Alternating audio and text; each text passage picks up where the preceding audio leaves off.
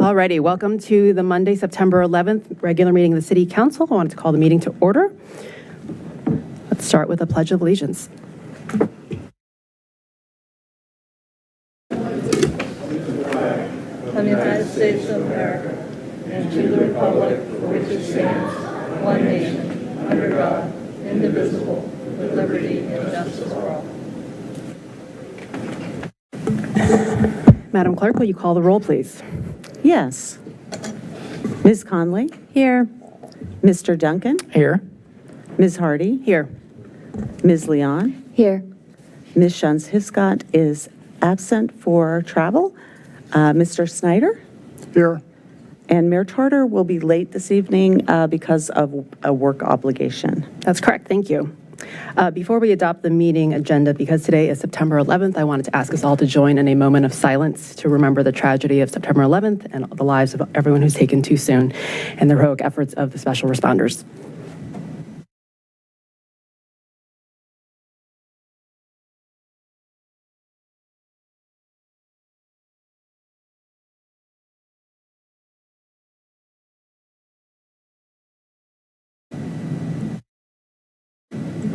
Thank you all.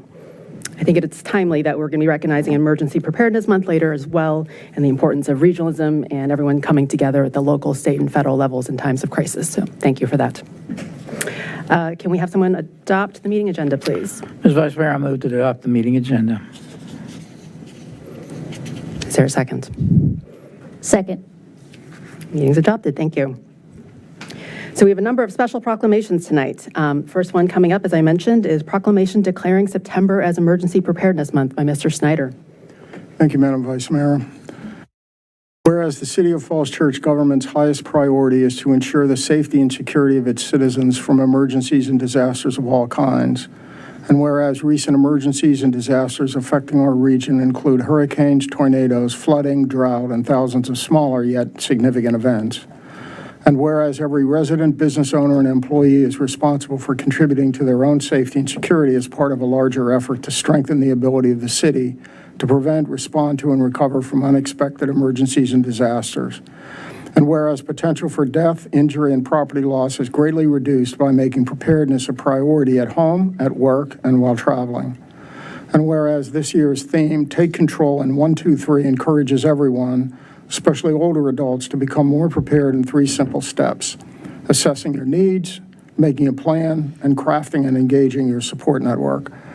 And whereas individual preparedness activities are supported by a wide range of city initiatives, including many police, volunteer, fire, and sheriff-sponsored programs such as the Neighborhood Watch Program, Fire Prevention Safety and Anti-Terrorism Task Force, and the Ident a Child program.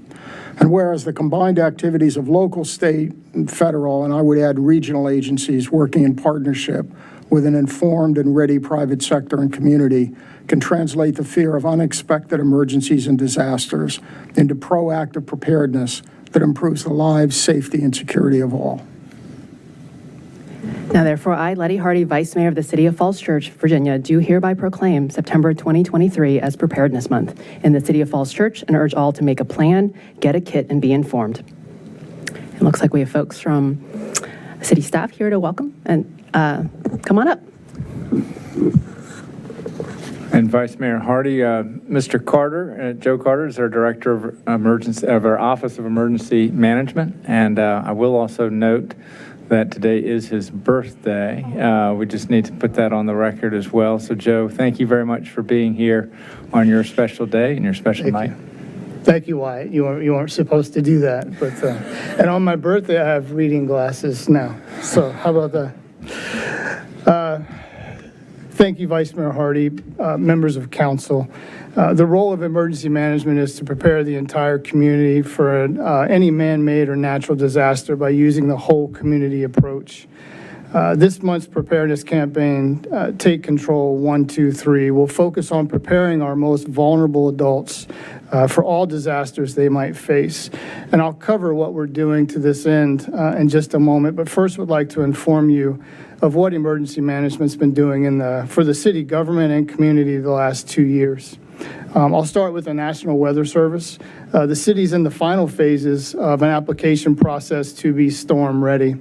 And what that means is the city's tested on redundant communication systems, policies, and trainings for severe weather events. And us getting this is a really big deal. But for the sake of time, I'll just kind of pass on. And then when we get it, I'll come back and explain what that means for the city at a later date. For the city employees and facilities, we conducted security audits for all city facilities, which resulted in multiple improvements in this domain. We secured state grants totaling $310,000, and this will go to replacing the community center generator and purchasing security barriers for our city special events. We assist with planning in the city special events and support those who run those events by opening up the Emergency Operations Center. And from the training and exercise perspective, we've conducted active violence training, state-mandated weather drills, tabletop exercises for a variety of different emergencies, lunch and learn training and education sessions. And we chair a safety committee in the city that's made up of the police department, public works, IT, human resources, the sheriff's office, and fire marshal's office. For the city schools, which would also include St. James, we developed reunification plans. We standardized the emergency communication using I Love You Guys Foundation standard response protocol. And this protocol has been adopted as a best practice by the Virginia Department of Education. We've conducted security assessments for both school systems and several other private facilities within the city. And we're involved in all emergency and weather-related drills. And I just want to pause here for a second to let you know how thankful I am that our school system in St. James is so engaged. I've been around a lot of different jurisdictions, and not many can speak to the engagement that we have and the relationships that we have with our school systems and St. James, and I'm thankful for that. So I just wanted to give a shout out to both of them. For our places of worship in the city, we provided active violence training for 4 churches. We conducted security assessments for 2 churches, along with assisting them in securing a state grant of approximately $150,000 to upgrade security for their building. For the apartment buildings and businesses in the city, we conduct safety and security assessments and presentations, and we meet with the property management on state-mandated emergency management requirements, and this is particularly for the 55 and over buildings here in the city. Last but not least, I want to talk about this year's campaign and what we're doing here in the city. We support our assisted living facilities all the time and throughout COVID with personal protection equipment, and we also go over there just to spend time with the residents and talk about emergency preparedness.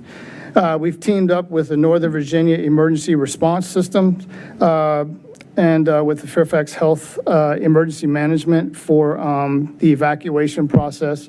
We have 2 assisted living facilities. I know we're going to be getting 2 more and soon. And we just want to make sure that we team up with them to make sure that they have good evacuation drills if we need to evacuate one of those buildings at some point. We provided 7 shot clinics in the city during COVID-19, and that was for our vulnerable residents that didn't feel comfortable with leaving the city. They could get their health care here with the shots of COVID. And last but not least, the Winter Hill community, Bowie and Lisa, who manage that property over there. They have really engaged us the last 2 years and kind of brought us in as part of their family. We've been over there to do many emergency preparedness discussions. We talk about personal safety and security. We tell them how to avoid online phone scams. And our relationship with Winter Hill really encompasses the whole community approach. 2 weeks ago, Mike and I were over there.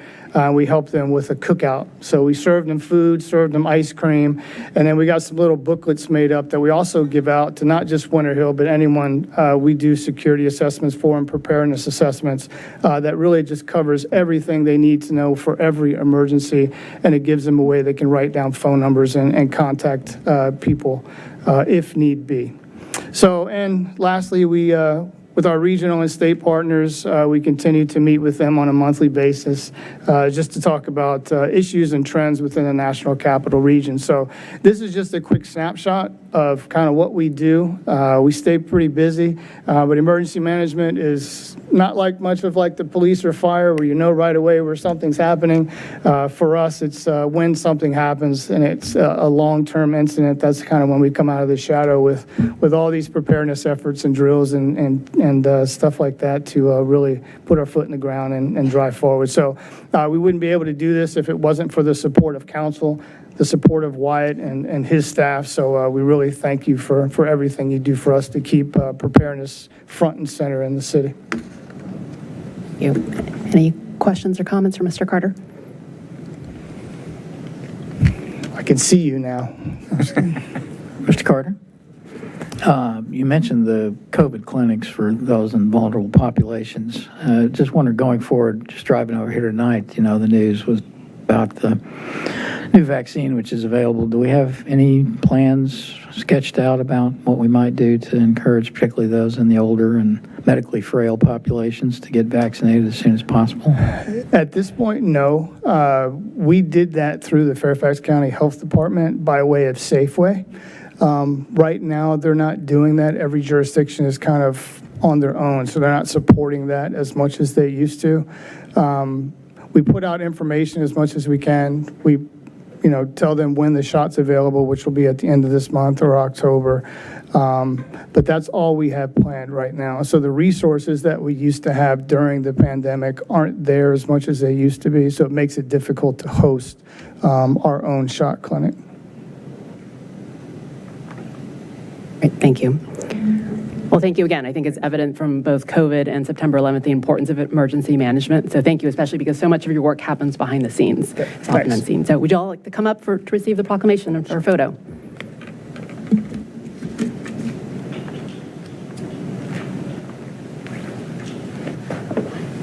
Hey, Mike. Do you want to join Come on too?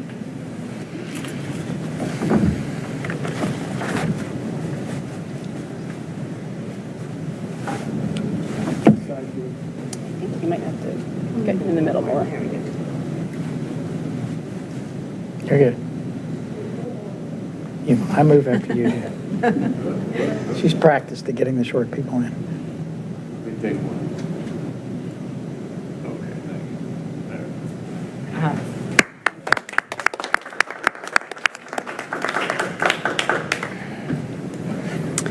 Next, we have a proclamation declaring September 8th through 17th as Welcoming Week in the City of Falls Church, and Miss Leanne will do the honors. Happy to.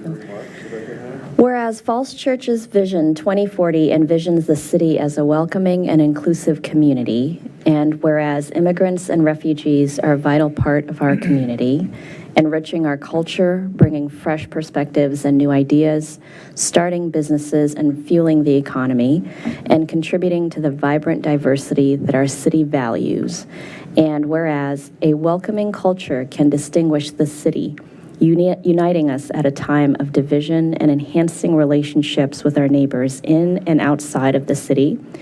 And whereas a welcoming environment also enhances the city's and the area's economic growth, global competitiveness, and overall prosperity for current and future generations. And whereas city residents have encouraged the City of Falls Church to engage with Welcoming America, a national movement, and whereas those residents have created Welcoming Falls Church, an organization dedicated to hospitality toward immigrants and refugees to create opportunity for all. And whereas Welcoming Falls Church has partnered with the Falls Church City Public Schools to launch the Adult and Family Literacy Center that teaches English to adults and provides childcare with a literacy focus to the children ages 4 to 12 of adults enrolled in English classes at Oak Street Elementary School on Tuesday and Thursday evenings. And whereas Welcoming Falls Church has championed a Renting to Refugees initiative, an innovative public-private partnership that addresses the shortage of affordable housing in the city, and which, with the support of the City Council, will welcome at least 5 refugee families to the city in its pilot phase. And whereas Welcoming Falls Church endeavors to engage all residents of the City of Falls Church through additional initiatives, all designed to encourage a more welcoming environment in the city. And whereas all of these considerations have become even more important in the wake of the COVID-19 crisis. Now therefore, I, Letty Hardy, Vice Mayor of the City of Falls Church, Virginia, do hereby designate the week of September 8th through 17th as Welcoming Week in the City of Falls Church and proclaim the city's support for welcoming America by exploring ways to engage and collaborate with Welcoming Falls Church. And it looks like we have folks from Welcoming Falls Church here to join us tonight. Please come on up. Thank you so much. My name is Christine Buckholtz, and I'm one of the co-founders of Welcoming Falls Church along with Paul Bozen. And we just wanted to thank the City Council for your unwavering support of Welcoming Falls Church. In 2018, we started this little grassroots initiative with the ideal of creating a hospitable environment for immigrants and refugees. And just a few years later, we're in a position where we're now a 501c3, a nonprofit, and we have 2 anchoring programs that I would love to share a little bit more about. One is our Renting to Refugees program, and it is truly a public-private partnership. The city committed to us $50,000 to go towards housing for refugees, and through private funding, we've been able to raise about $40,000. And that we initially set out to be able to resettle 5 families in the City of Falls Church, and we have now resettled 3 families from Afghanistan and are about to settle our 4th family by the end of the month. And these families are integrated into our schools. They've been welcomed and have children in each of our schools. Volunteers have wrapped around them to take kids to soccer practice, to help families get jobs. We have a family member who is going to have a job here in the City of Falls Church.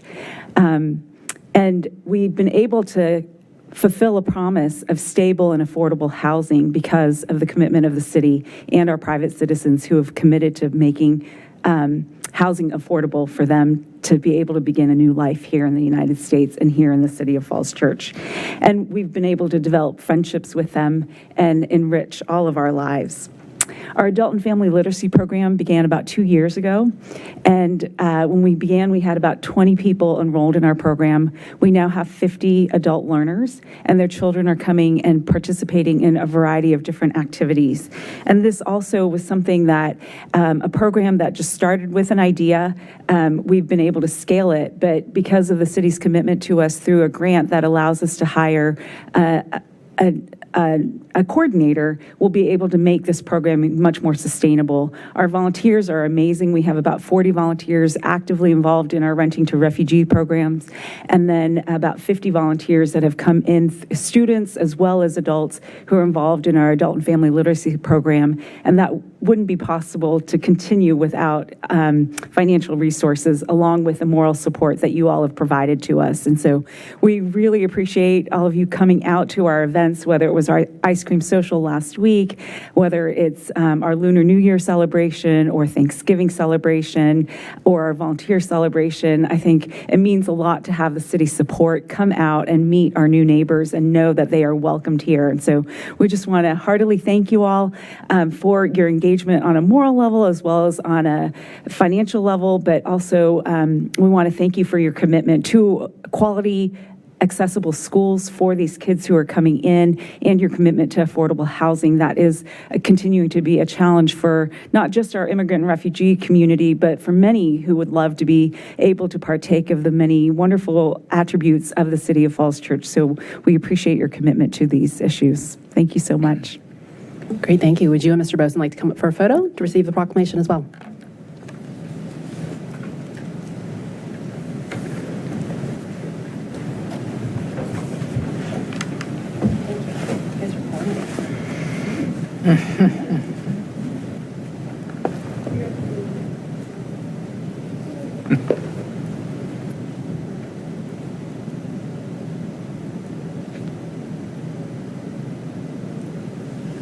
Forward to all the welcoming readers.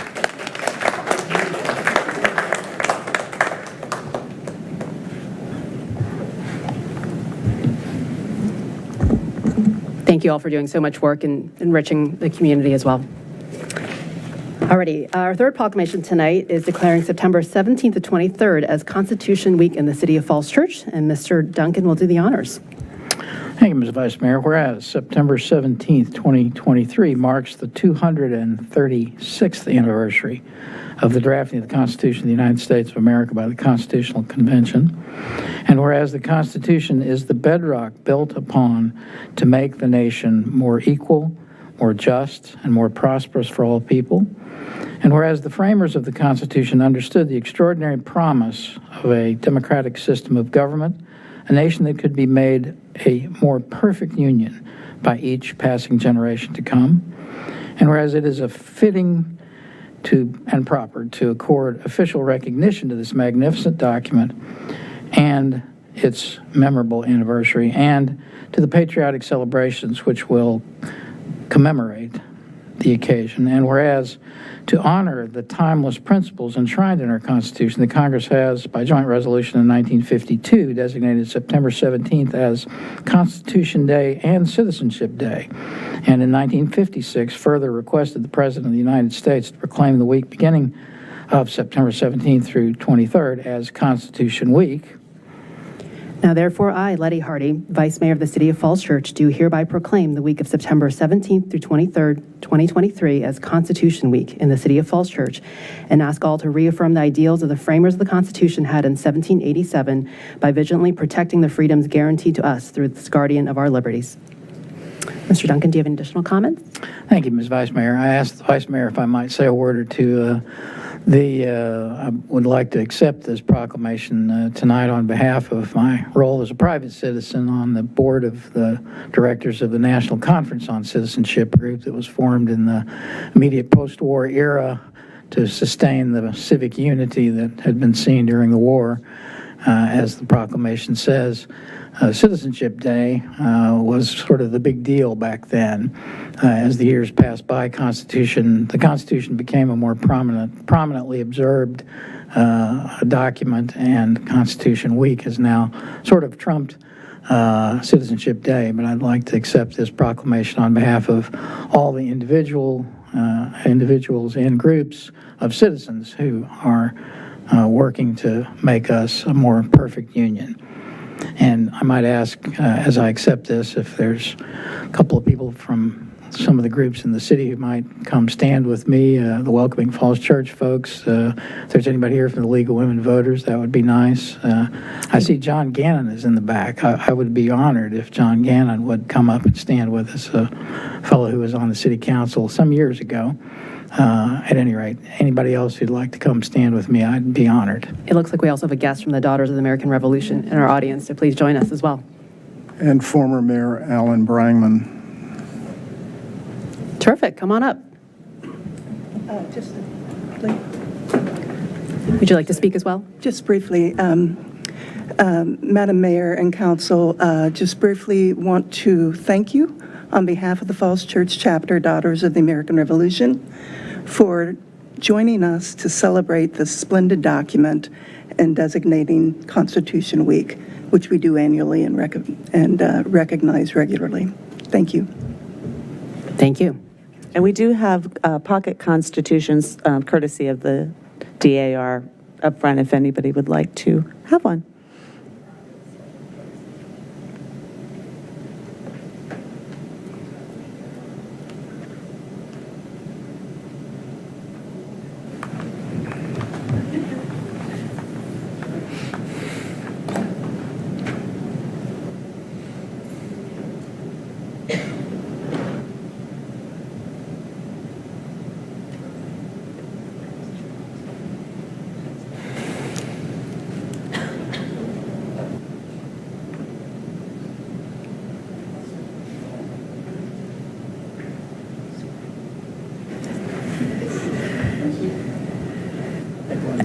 Ms. Connolly? I just want to point out one interesting thing about the combination of those two proclamations we've just done, and that is that Goodwin House, where many of the people in the City of Falls Church retire to, which is in Seven Corners, they have invited the City Council to attend a citizenship ceremony on the 18th, and they are sponsoring the citizenship of many of their employees who are immigrants to become citizens. So that is just a lovely congruence of citizenship and Constitution and what we're all about here.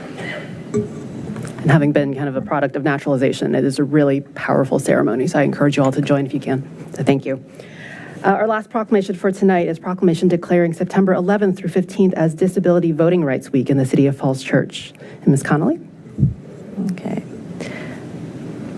Whereas there are over 61 million people of all ages with disabilities living in communities throughout the United States, and there are over 38 million Americans with disabilities who are eligible voters.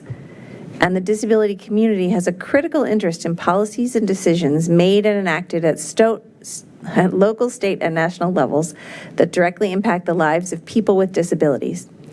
And making sure that people with disabilities have access to voting is essential if these policies are to meet the real needs of people with disabilities in our communities. And whereas voting is one way for the disability community to have a say in the people and policies that impact communities. And Rev Up, which stands for Register, Educate, Vote, Use Your Power, is a national effort to build the power of the disability community. Now, therefore, I, Letty Hardy, Vice Mayor of the City of Falls Church, Virginia, do hereby proclaim the week of September 11th through 15th, 2023 as Disability Voting Rights Week in the City of Falls Church and urge all to support the growing involvement of the disability community in the political process.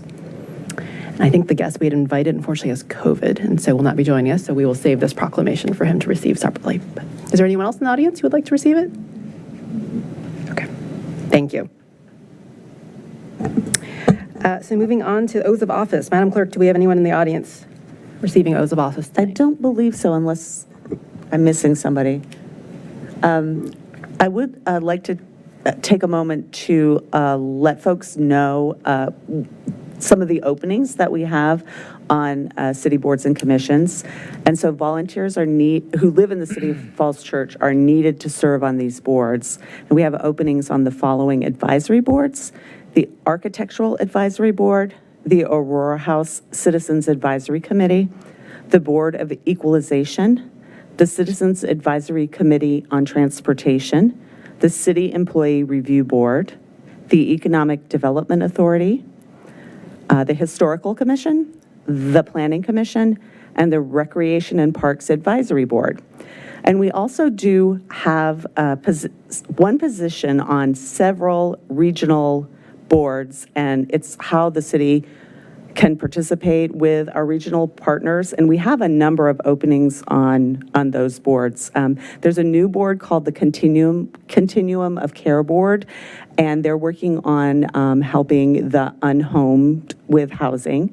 The Fairfax Area Commission on Aging, the Fairfax Falls Church Community Services Board, the Long-Term Care Coordinating Council, the Northern Virginia Juvenile Detention Commission, working on issues of juvenile detention, obviously, Northern Virginia Regional Parks Authority, so Nova Parks, and then Virginia Career Works Northern Region. So, and there actually is one more. We have an ad hoc committee that is advising staff on the solid waste management plan for the city, and so we have positions on the solid waste management plan advisory committee. So, if any of those pique your interest, you can contact my office you can send an email to cityclerk@fallschurchva.gov. Give us a call at 703-248-5014, or you can go directly to the webpage on our fallschurchva.gov website. You do /BC, Board and Commission, BC. You can find out information about the openings, how to make an application. We do ask that before an application is submitted that folks take the time to go to one of the meetings of the groups they might be interested in so they can understand. Some of the regional boards don't meet every month, so we can work on that. But we would love to have some more volunteers. And like I said, contact my office. My name's Celeste Heath, by the way. I'm the city clerk. And Veronica Prince is the deputy city clerk. She helps to wrangle people for these boards. So give us a call, and we'd love to get you involved. Thanks. Great, thank you. Thank you for making that plug. I want to emphasize that our boards and commissions are a great way to dip your toe in civic engagement, to really encourage people to participate, because I think as council, we really value the input of everyone on our boards and commissions. So thank you. Moving on to receipt of public comments. Madam Clerk, can you summarize the written comments, please? Yes. And so these are the public comments, written comments received since the last regular city council meeting. The following, regarding T-zones, the following wrote in with concerns and in opposition to the proposed changes to the T-zones: Danielle Anderson of 404 Little Falls Street, Jessica Buckman from St. James School, Alicia Carmody from St. James School, Mary Chavez, Juliet Copurum, Dominic Corley, Claudia Fay, Kelly Ferguson from St. James School, Kathleen Flynn, 2732 Welcome Drive, Abby Gallivan, St. James School. The Historical Commission and the Historical Architectural Review Board ask for stronger protections for the 4 historic structures in the districts, and that a revised ordinance be referred to those boards for review.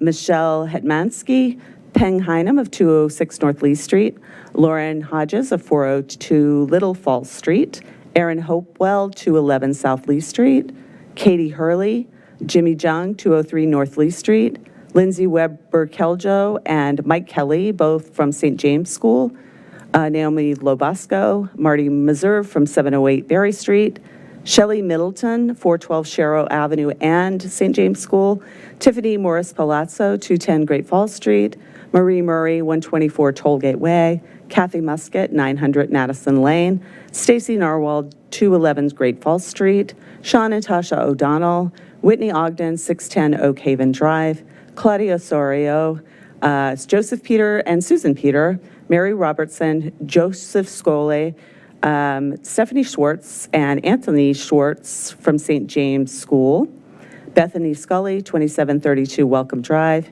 Jennifer H. Shoemaker, Elizabeth Seitz, 201 Northwest Street, Maria Springer, Marianne U. Starr, St. James Church and School, Gina Staber, St. James School, Nathan Swem, 402 Little Falls Street, Jenny Thomas, 508 Lincoln Avenue, Fred Thompson, 502 West Broad Street, Kathy Thompson, 502 West Broad Street, Ellen Ward, St. James Church, and Simone Zarbin from St. James School.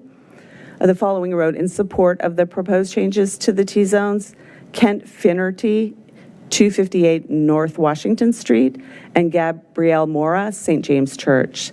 In other letters, Ray Meinhardt of 307 Walnut Street wrote with concerns about the personal property tax rate, and Jacob Williams requested the construction of covered bike parking at City Hall. Thank you, Madam Clerk. Let's open it up for receipt of public comment. I only have one speaker slip, and I think that speaker already spoke. Do we have other? I actually do have the you speaker have them. slips. Yes, would you let me to call those? Yes, please. Okay. We're going to start with Jimmy Jung, followed by Alan Brangman. And we do ask that you keep your comments to 3 minutes, and the yellow light will tell you when you have 30 seconds left. Hi, I'm Jimmy Jung from 203 North Lee Street. Congratulations to Celeste for surviving all those names and all those addresses. I'm sure at some point this evening, we will talk about how many meetings we've had and talk about how those meetings are indicative of how we've been listening to the people. But that long list of names suggests otherwise, that those folks are not feeling like they're being concerned or their concerns are being heard, that they're being ignored. That is in comparison to the 2 folks that wrote for it. And quite frankly, my own concern with whether we are being listened to, well, it remains because, just last week, I had 2 council members tell me there's nothing wrong with the spectrum. And quite frankly, initially that's what really drew me into this was I don't really want Park Avenue to look like downtown Boston. I don't want it to look like the Spectrum. That's what brought so many people here, that this vital artery, this main street, this place where we all walk, we don't want it to look like that. Also, in the now growing ordinance, we're going to see a little study that Mr. Traynor added that talks about how the prices are going up in Falls Church, that the problems that we're having and how many days things are on the market. Those things are all true. We have a real housing problem. We can prove that, we can talk about that. That's not the question here. The question here is this the solution? And of course, I don't believe it is. I don't believe there's any real solution if we're only talking about a handful of parcels that we want to develop. I don't know that we'll get housing, and I don't think that that's a risk worth taking for these small parcels. I almost apologize for being up here again, saying these things again, but I don't want you guys to feel like this ordinance has reached a point where it's really acceptable to the public at large.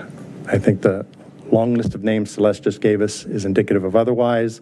I know you guys have hand-waved some of those folks off and say they just don't understand it. I don't think that's the case either. I'm also in the habit of hearing people talk about whether developers are good or bad. We're calling the developers bad.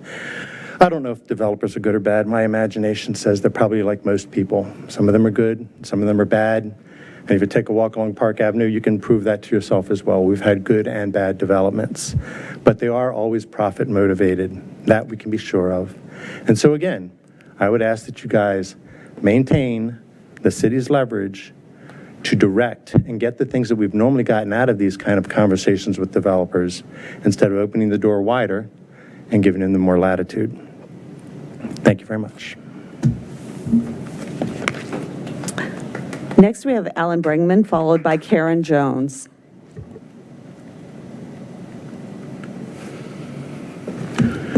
Good evening, Madam Vice Mayor, members of the council, staff.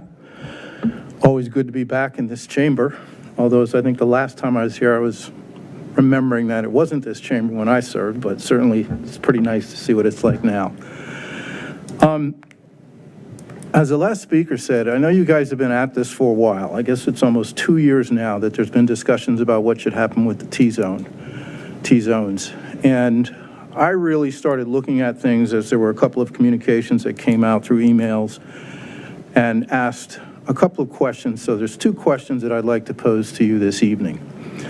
One is related to whether or not there was a economic impact study done at all for these parcels or any of the T-zone parcels in the city. I was not able to find anything, although I know in the study that was done by the planning office that there's on, I guess it's lines 441 through 448, there's something that's called a fiscal impact. It really talks about how the proposed 34 units that could potentially built on these sites would either benefit, or I guess they're assuming they would benefit the city. And I'd like to question as to whether or not they really would, okay? That study looks at what the current assessment is for those properties and what the current assessment might be at 75 percentile. So you go from, in today's dollars, at today's tax rates, a $2.85 million value up to a $14.8 million value, okay? That brings anywhere from $35K to $182K to the city. That is the tax gain from the current condition. Under the potential build-out, which again was 34 units at some $800,000 per unit, it would go from $20.4 million or $251K to $26.29 million or $323K. The net difference or net gain there is $141,000 for all of those sites along Park Avenue. That would bring about $82,000 to the city in terms of the general fund, because we know that the schools take about 42% of the general fund budget right now. So that means that 59K would go to the school board. Which then raised the second question I had, because we know what the situation is with our schools. This year, there were 93 more students, I believe, in the school system than we had budgeted for, or the budgeted number was supposed to have been 75, and we didn't hit that. So if you look at the cost of the schools right now at $49.6 million, that's $19,000 per student. The net gain that you would get from what you're proposing to do for these T-zones would pay for 3 students and not the rest. That's an issue. I get it. Time's up. That's an issue. And the problem is, if you look at the fact that you're talking about building more housing, that's going to potentially bring in more students. And there hasn't been any study that looks at all of that. So I think we really need to look at, the other thing is affordable housing. You're saying for $800,000, we think we're going to be able to do affordable housing? I don't think that's going to be affordable housing. So again, I think that we need to spend more time trying to understand how this is going to fully impact the city. Thank you for your comments, Nick. Thank you. Next up, please.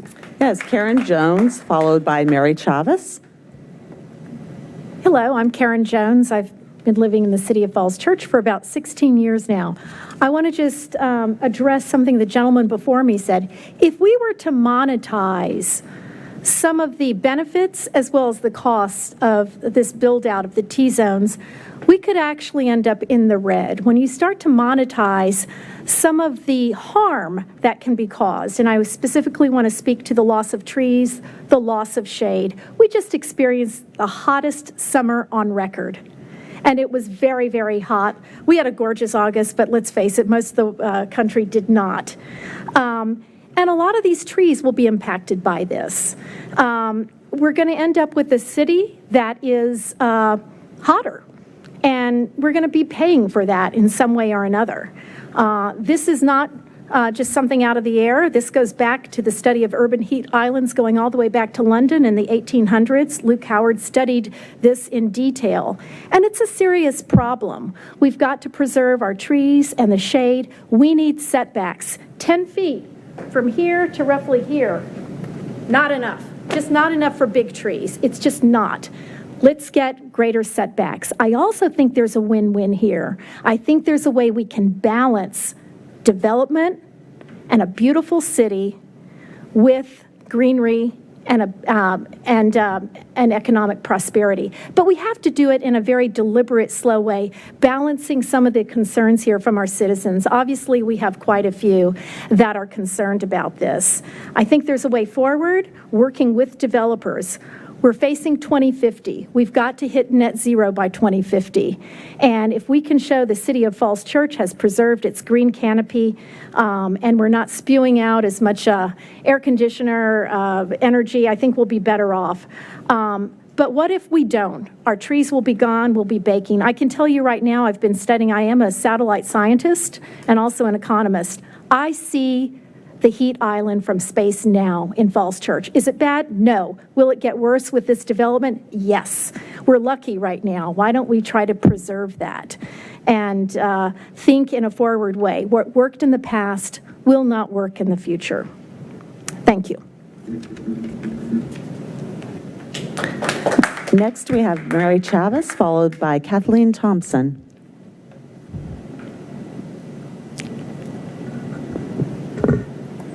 Mary Chavez, 215 Lawton Street. I will restrict my comments to the Planning Commission's recommendation for a map amendment that would rezone T-lots on Washington Street. The recommendation offers two options. One, a change for all T-zones on Washington, including the historic homes, to T2. Two, a change to another more suitable district set forth in the small area plan. I have no problem with the first option, which is designed to further protect the historic homes in the near term, and distinguish transition lots on North Washington from those on Park Avenue, a key Planning Commission objective. For the longer term, however, I would strongly encourage Council to provide a referral to the Historical Commission and HARB, as they have requested, for consideration of how best to assure the protection of historic homes. The North Washington Street historic homes fall within the city's Historic and Cultural Conservation District within the zoning code. The Downtown Small Area Plan states that the city must seek to preserve all historic structures within this area and create benchmarks for appropriate reuse and restoration. To quote, nearby redevelopment must respect the historic nature of these sites and structures and provide support for restoration and adaptive reuse when applicable. The second option offers a possible change to a more suitable district set forth in the small area plan. This is not clear as to its intent or potential impact.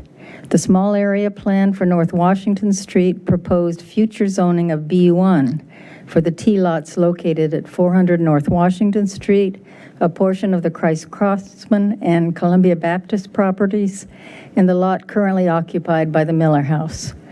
Neither the North Washington Street Small Area Plan nor the downtown Small Area Plan proposed any changes to the other existing transition lots on Washington Street. A zoning change to B1 would permit by right commercial development up to 55 feet in height and unrestricted lot coverage, which would be substantially more dense than the current T-zone proposal.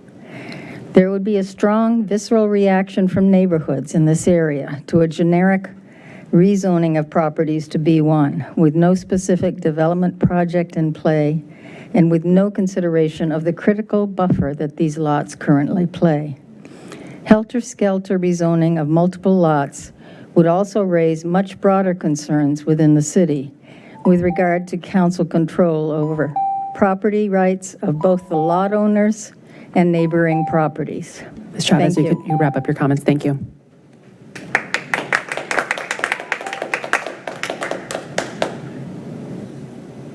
Yes, Kathleen Thompson, followed by Joseph Shirizzi. Hi, Kathy Thompson, 502 West Broad Street. Interestingly, I did not write in opposition to the T-zone this week. I can count. I expect it to pass in coming weeks. Last Wednesday, I asked the Planning Commission a key question. What are the design requirements that will apply to an apartment or a condominium structure that can be built by right in the T-zone district once this ordinance is adopted?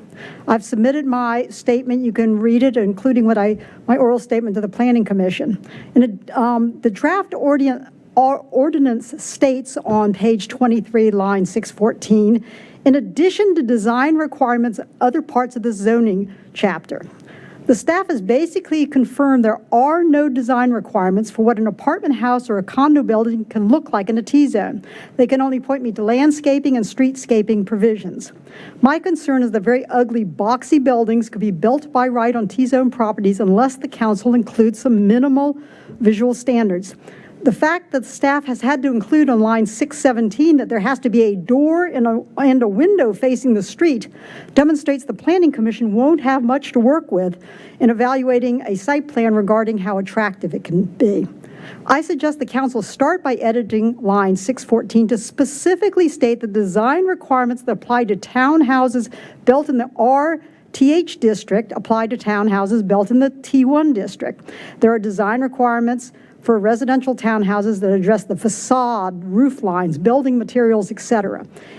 Either before enacting this ordinance or certainly before the effective date, I entreat the council to create some basic design requirements that will apply to condominiums, which include 2-over-2s and apartment houses. My husband and I were driving down Glebe Road the other day and noted some of the ugly buildings along the way. We both declared simultaneously that the clear ugliest building winner was a 5-story apartment building that turns out was built in 2019 with the rather strange brown shiplap siding with randomly placed giant chartreuse rectangles. It was the ugliest winner. Remember, the council has been able to negotiate the design requirements for the many multi-use buildings built by special exception process in the last 20 years. If you fail to include some design requirements for all types of build-by-right structures authorized in the T1 zone with adoption of this ordinance, we may all live to regret your oversight. So I urge you, please look at this very practical issue before you proceed or before the effective date. Thank you. Thank you. We have Joseph Shirizzi, followed by Peruz Khan-Malik.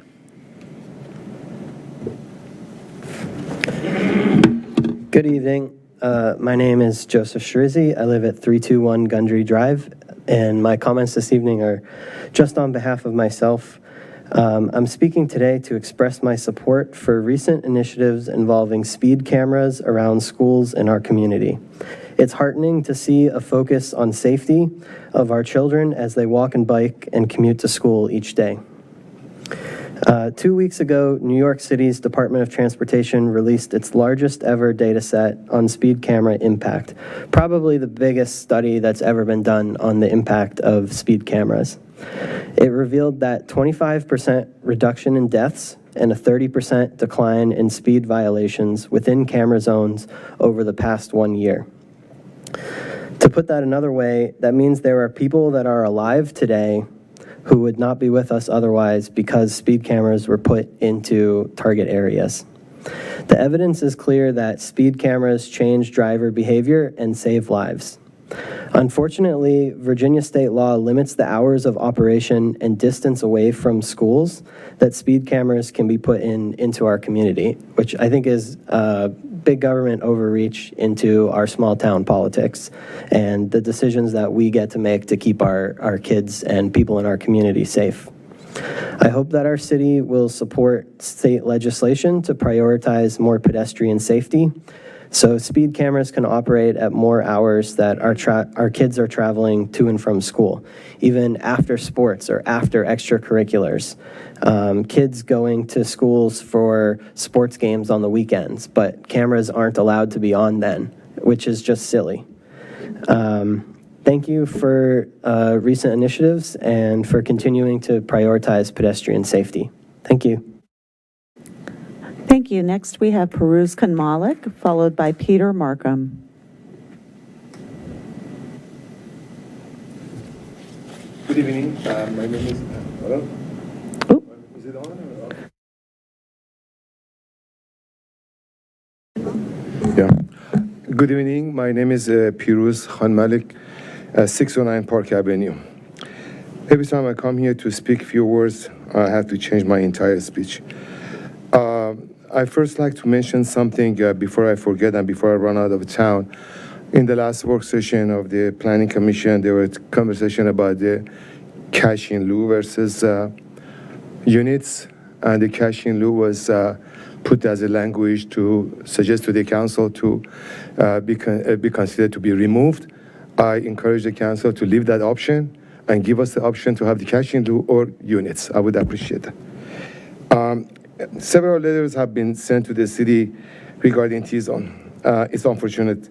It's unfortunate that there is a lot of misinformation and misunderstanding of the facts in these letters, including the statement which claims that I have proposed to the neighbors a townhouse development that is 3-story tall, which is not accurate. I have always been very transparent with my neighbors about my project and will continue doing that and will continue engaging the neighbors as we proceed. All the building pictures and the graphics that I presented and discussed at the end of the walking tour and later at the neighbors gathering in my office building show the type of project that I'm trying to develop in my property. Developing a project to meet the housing diversity, to meet the middle size and middle price point housing, and contributes to the housing shortage, requires the necessary zoning mechanism that makes it possible to build a mix of different types of housing, like single townhouses to 2/2 units, as will be the case on my property, on my project. 2/2 townhouses, which means building 2 family units in place of 1 single family townhouse, requires a 4-story and up to 45 feet in height, a by right height that has always been allowed on T-zone lots for the past 50 years. These types of housing are very popular, mainly because they feel like a regular townhouse, but are a lot more affordable. The 4-story, 45 feet, and 3-story, and the 3-story to 4-story with the step back to the loft has become a standard way of building townhouses across the country, especially in a dense area. These types of housing that are only a few feet taller than the single-family homes are made with wood stick as well, and are very attractive and desirable. Mr. Kamalik, And if in you no could wrap way up, please. can be compared to the Tysons or Ballstone, where minimum heights are 15 to 20 stories, or compared to a concrete jungle. This new T-zone, this is the last part, this new T-zone ordinance may not be perfect and ideal. No zoning ordinance in any jurisdiction is perfect, but it is a major step toward producing housing diversity that our city really needs to have. Thank you. Thank you. Before we get to next public comment, I'll just remind people that let's stick to 3 minutes if possible, given that there are a lot of public comments tonight. Thank you. And next we have Peter Markham, and if anybody else would like to speak during public comment, please give us a slip. Thank you. I'm sorry, what was your name again? Your name? My name? Yes. My name is Celeste Heath, Celeste? and I'm the city clerk. Could you please give me the number of people who contacted you who were against changes to the T-zone and those who were for it again? I don't know if we have a record of that, but you're certainly welcome to send an email to my email But address. you just read the names off, can't you? Oh, from the? Yeah. Send me an email and I can forward you the comments and you can count them. You can't count? I'm not Ms. going Markham, to do you have do that public right comments for now. us I tonight? got 3 minutes. You have 3 minutes right now, so I'm going I'm to waiting start for you. you. Oh, Start counting. Mr. Markham, do you have public comments for us, City Council tonight, I just please? wanted the numbers, that's all. Sorry. No? If it might, to move things along, I counted about 45 opposing. Thank you. and like 45 to- supporting. Yep, 2? thanks. Is there any way to get this information to Nick Benton? Because I look forward to reading it in the Falls Church News Press. Take care. Ms. Heath, do we have other public comments for tonight, please? no, ma'am. So for those in the audience who are still may have comments for T-zones, note that we will hold the public hearing tonight to continue the discussion and to consider the Planning Commission recommendation, so you can also speak during the public hearing when we get to the item on the agenda. The last item under public comments is the Library Board of Trustees Annual Report. Thank you, Ms. Carroll, for your patience in joining us.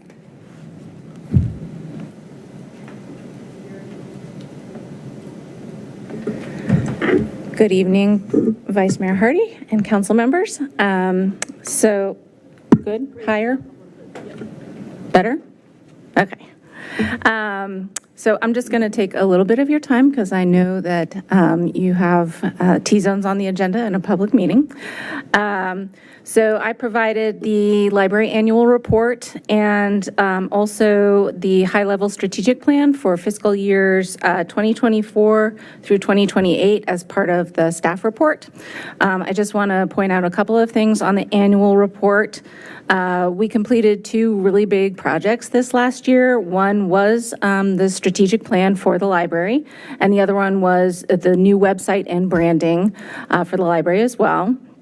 And then we continued our equity work with the panel presentation and discussion of the history of the library segregation and focusing specifically on the City of Falls Church.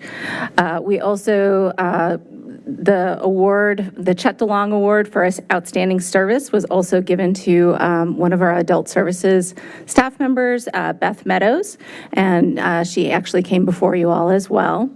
And then I also, a couple of items regarding how the library is doing. We were once again a 4-star library from Library Journal for the calendar year of 2022. And our circulation and library visit levels continue to rise. And it was nice to have a positive affirmation of all the work that we have done in the library with the city's community survey that was done in the spring of this year with a 90% community satisfaction rating. So that was really nice to see. So I'll pause right there. I do also want to say thank you to the library staff for all of the hard work that they've done and the library board as well. So I'll pause there before moving on to the strategic plan. If you have questions, comments on the annual report. Ms. Connolly. Thanks, Ms. Carroll. It is my pleasure to be the City Council liaison to the Library Board. And one of the things that struck me about what you just said is that we are yet again a star library. And I feel like that's something that we're just kind of used to and we take for granted, but that actually is a big deal. And at one of those library board meetings, you showed the board the percentage of libraries that are in that category, and it's very small. So our small library really is a gem and a jewel in the city of Falls Church, not just with the community survey, but also when compared against other libraries in the United States and in the state of Virginia. Yes. So that is one thing. And then if you haven't seen the library's annual report, I know City Council has because it's in our packet, but those of you in the audience, take a look at it. It's really good. And it makes you want to go to the library and read some of those top 5 books that were checked out last year. So I applaud you. I applaud you how you work with your staff. And I think the library board itself has had a lot of change in the last few years. There's almost a whole new board. And actually, there is a whole new board. There is a whole new board that I started with. Yes. So they are learning how to be a library board, and it'll be really interesting to see the things that they come up with. But you're doing a great job leading them as well. So thanks. Thank you. I actually had a couple of questions. Sure. So again, ditto everything Mary Beth said. You really are that gem in the communities. I think it's evident by our community results. I really also loved your new website. It's user-friendly. I like the new branding. The online chat and the mobile accessibility are great. Are there any learnings that we can apply to the city website, which is forthcoming? I'm sure we can, and I'm sure that I'll be in touch with Susan Fernorelli with the Office of Communications. Actually, Susan and I are in contact a lot. She did also participate in the website redesign a little bit as well, and we're happy to talk with her. Yeah. I was also glad to see that I think circulation is now maybe 84% of pre-COVID, or maybe that was visitor stats. I forget the details. But do we have any information on why it hasn't really completely rebounded to our pre-COVID numbers, despite all the improvements that we're doing? So in terms of, I believe that was for circulation numbers. So the numbers keep going up. So this year over last year, just in July and August, so we're already 2,000 plus for July and August of 2023 versus 2022, so it does keep going up, as well as visits. So visits are between 2,000 and 4,000 over from last year. So this July and August, both months have been over 15,000 people have come into the library. I think all libraries have been seeing, to some degree, how COVID impacted circulation.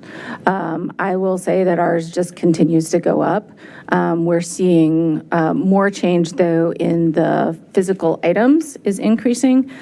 We did, over last year, we did discontinue the free music service, so that did impact circulation statistics a little bit. Got it. Thank you.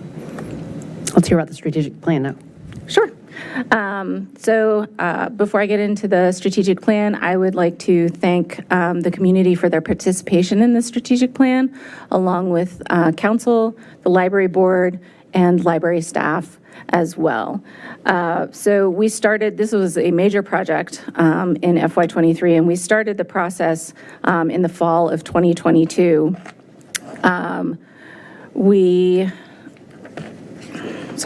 Flipping to some notes. I would also like to thank the vendor who worked with us, which was Rethinking Libraries. They worked with us to develop a survey and also to develop a method for reaching out to the community. We had focus groups of staff, library staff, the library board, also community focus groups as well. In addition, we did multiple outreach to the community, including the Fall Festival, and as I mentioned, the survey as well. We then pulled everything together with a strategic planning strategic planning retreat, and community members, library staff, city staff, foundation members of the library board, and also council members participated in that strategic planning retreat. And so then the drafts of the strategic plan were reviewed by management team of the library and also by the library board. They adopted it in March of 2023. And we also did an update to our mission and vision and values as well. And so our new mission is supporting community, inspiring discovery, and promoting literacy. Within the plan as well, we developed 4 strategic focus areas, and we have already started working on those areas this year. So the first area was elevate programming, resources, and spaces to improve relevance and ease of use. And we have started,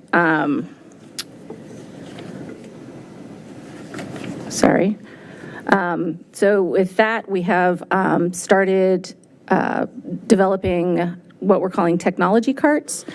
So we got a large donation to purchase technology and we're going to purchase items for both children, teens, and for adults. And we hope to roll those out in September. We've also started the process for obtaining a vendor to update and upgrade our history room database as well under that specific focus area. The second focus area is expand outreach, partnerships, and collaborations with a focus on the underserved.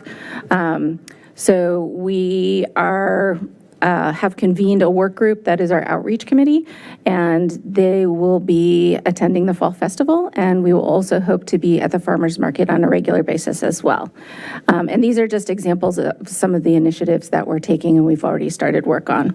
Enhance community awareness and engagement is the third area. Increase investment in staffing to expand access and hours. And I am happy to report, and I think most of you know in the community knows, that we have added 2 hours to our weekend schedule, so we are now open to 4:00 p.m. on both Saturday and Sunday as well. So I am happy to answer any questions. And the strategic plan, there's a page for each of the focus areas that goes more in depth for each of those areas. And I'm happy to answer any questions. Mr. Duncan. Thank you. Thank you, Ms. Carroll. I'm glad you mentioned the increase in staffing that has enabled you to expand your hours. That's great. I think one of the main reasons for supporting the new library building was, as you mentioned, its potential to become a even more used space for community groups. You got some terrific conference rooms, meeting rooms, et cetera. Not to make you tip your hand, but preview for next year's budget, what would it take to expand your opening hours on the weekends till, I don't know, say 6 o'clock? I just, I've gone to a number of local community groups who said, yeah, we could meet at the library.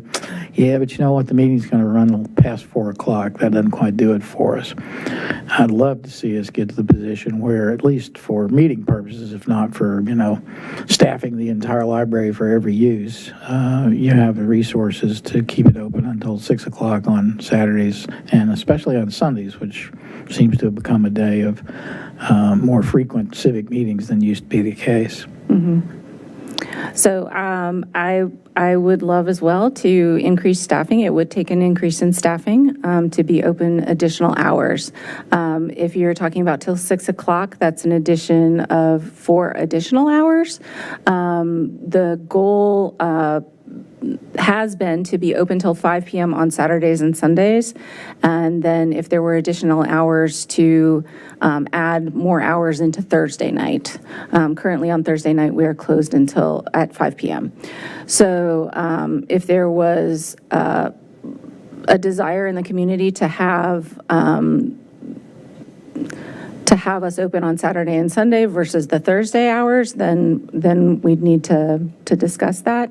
In terms of cost, I'm not sure that I can provide that right now, as salaries and benefits have changed also over this last year.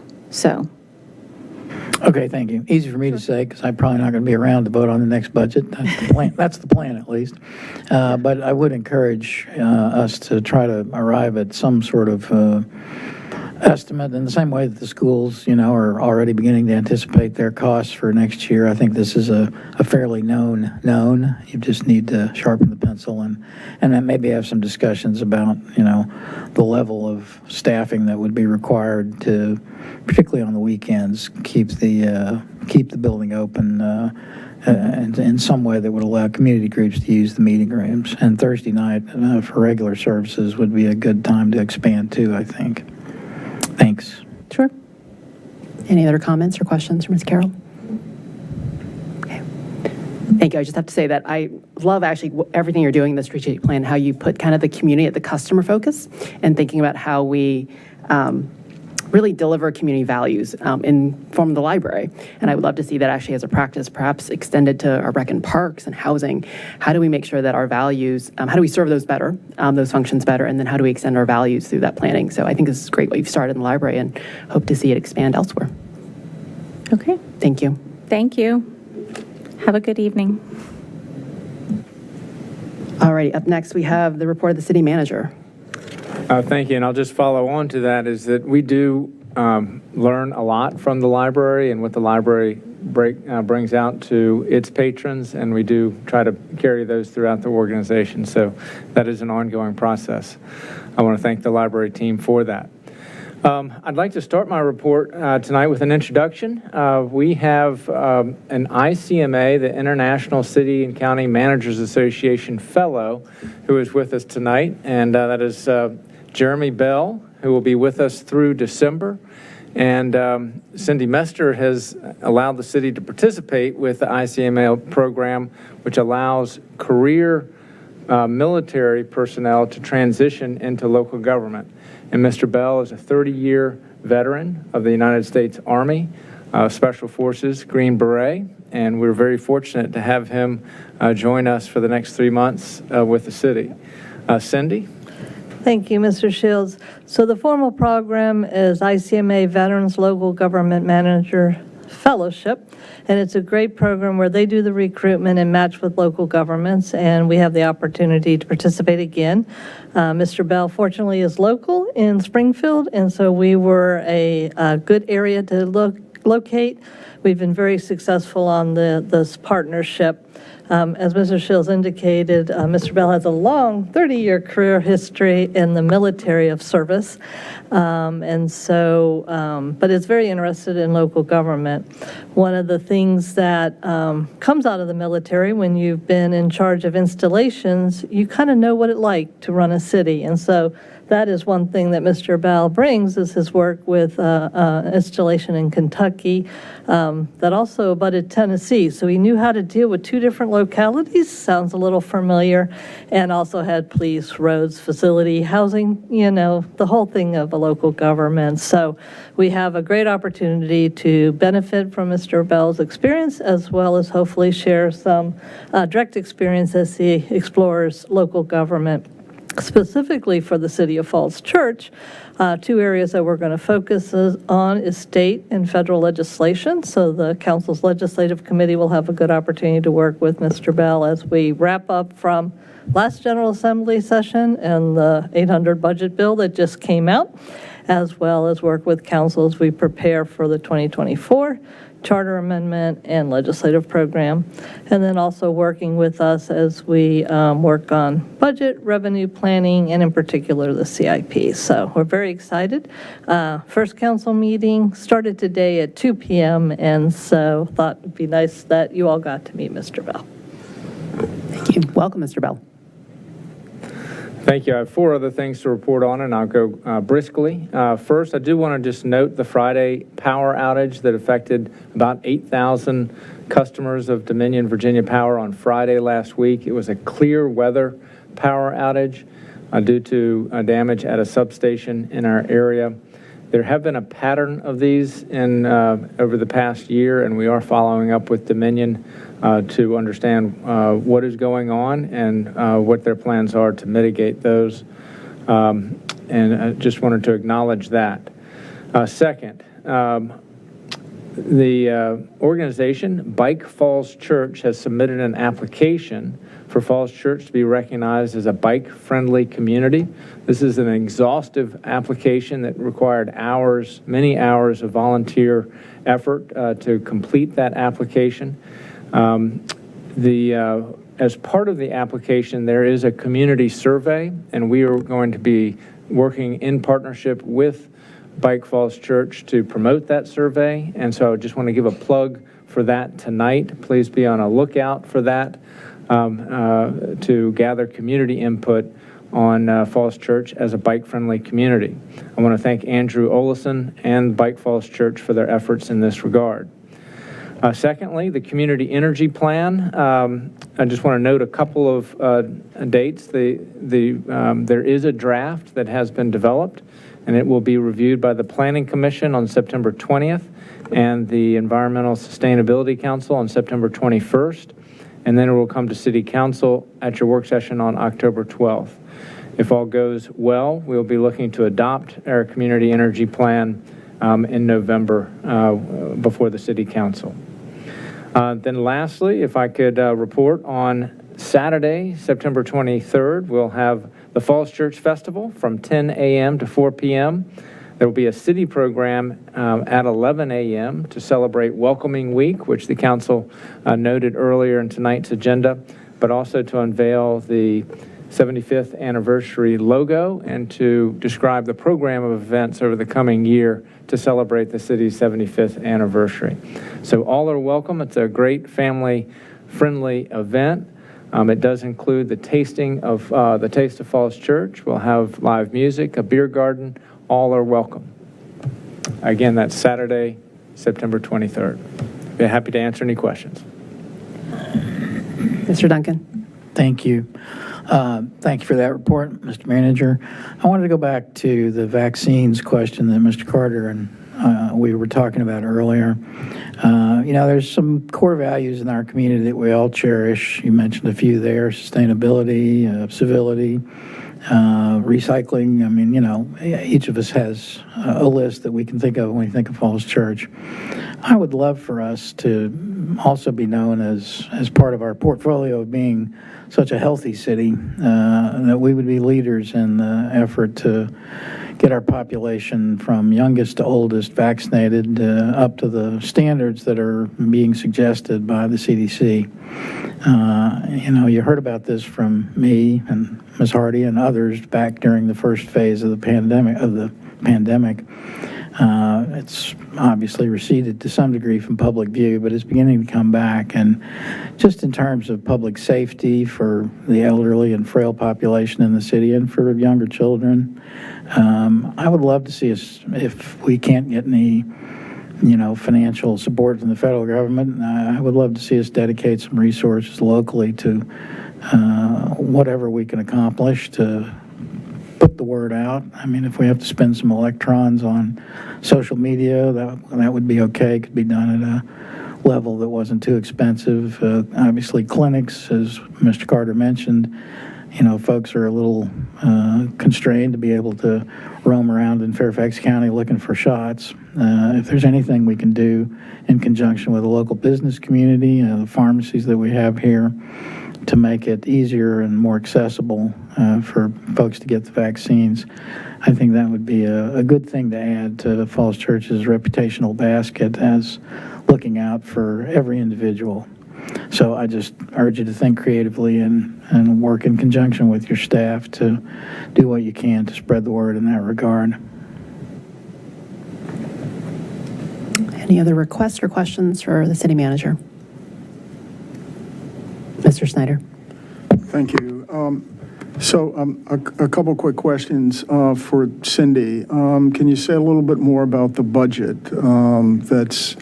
Is it up for a vote? Or there may be, we know there's some good news there for the City of Falls Church. Can you summarize that for us? Sure, be glad to, Mr. Snyder. Process-wise, the General Assembly has approved the negotiated budget, and this would be for 2023, so it is the budget that would have started July 1, so they've been operating on the past budget. It has been enrolled and sent to the governor for review and hopefully signature. It's a 7-day process, and so scheduled for governor action September 15th. The action can be either signing it or sending back amendments.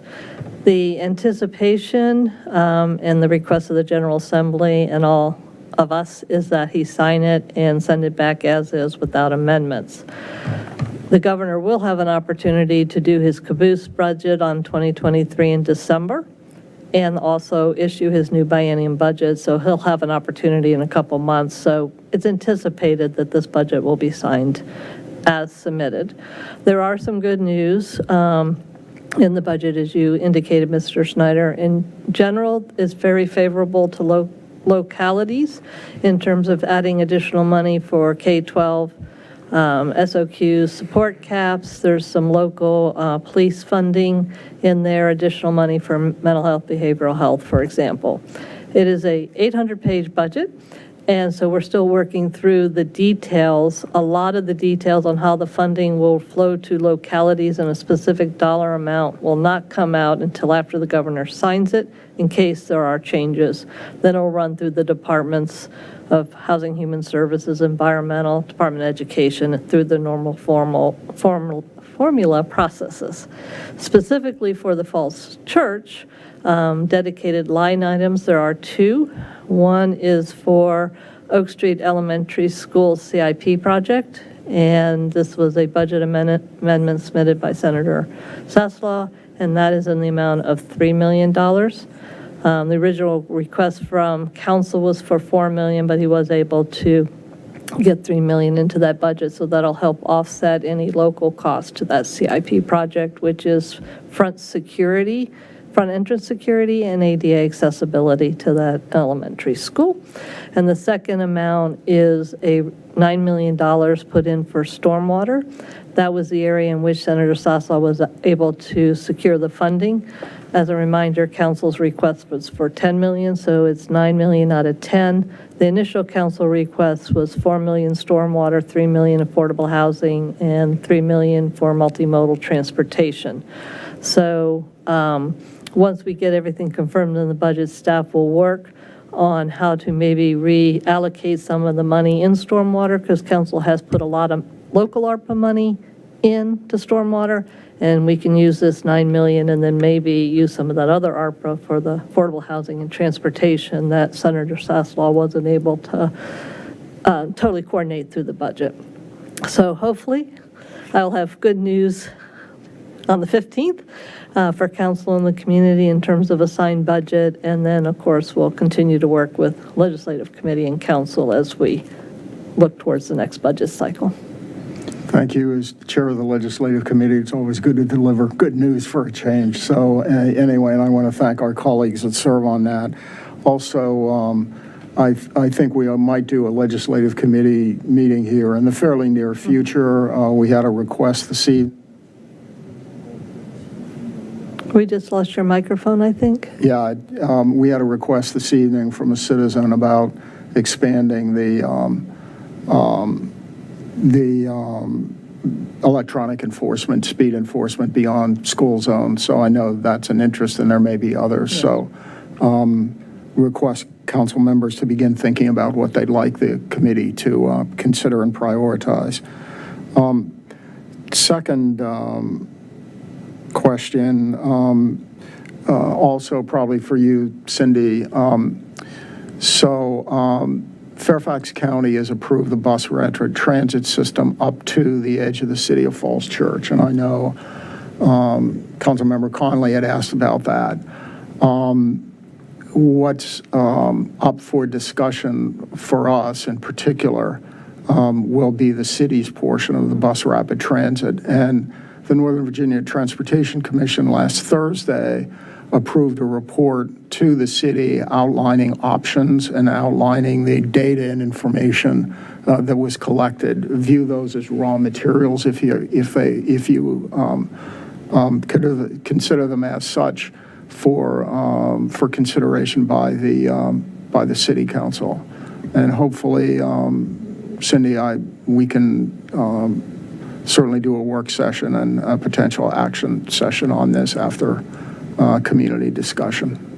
Certainly will, and certainly staff and the community have been involved in some of the input in the process for this report. The next step is working with NVTC and Carrie Odanina, who's the staff lead on that, to do a presentation, a briefing for council by NVTC, and then our internal conversation. Right, and two things are important. First of all, Fairfax County is very, very much in support of this, which I think they've demonstrated both from funding and planning. And secondly, the way they do it there is not necessarily the way we have to do it here. In other words, there are lots of options for us to reflect the uniqueness of our environment here. That is correct, and everybody's fully aware of that.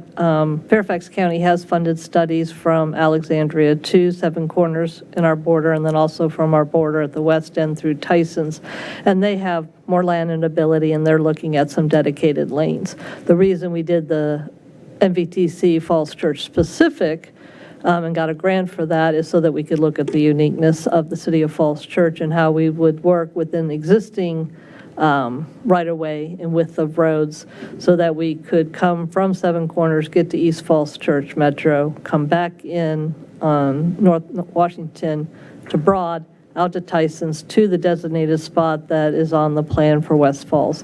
And as we know, some of those roads are going to be tight. You got to turn at Brown's Hardware, so there will be a lot of uniqueness, both in the design as well as what type of vehicle that would be used on the system. Right, a lot of flexing here. Yes. Right, thank you. And it can and will differ between Fairfax County and the City of Falls Church. Small touch to Arlington. Thank you very much, appreciate it. Thank you. My apologies for being late. I had a work commitment, but I'm glad I'm here. We have another comment by Ms. Leon. Request? Thank you, Mr. Mayor. Mr. Shields, just an update on our city's affordable home ownership program. We had 2 units that are under contract on the website. How's that coming along, or what's the likelihood of actually those properties, housing folks? Where are we in that? We are in good shape. We're planning to have a closing on those 2 where we have a contract pending. And we're working with those households to the extent that they're comfortable with publicity about it. Of course, we do want to share the good news about it, but we need to do that respectfully.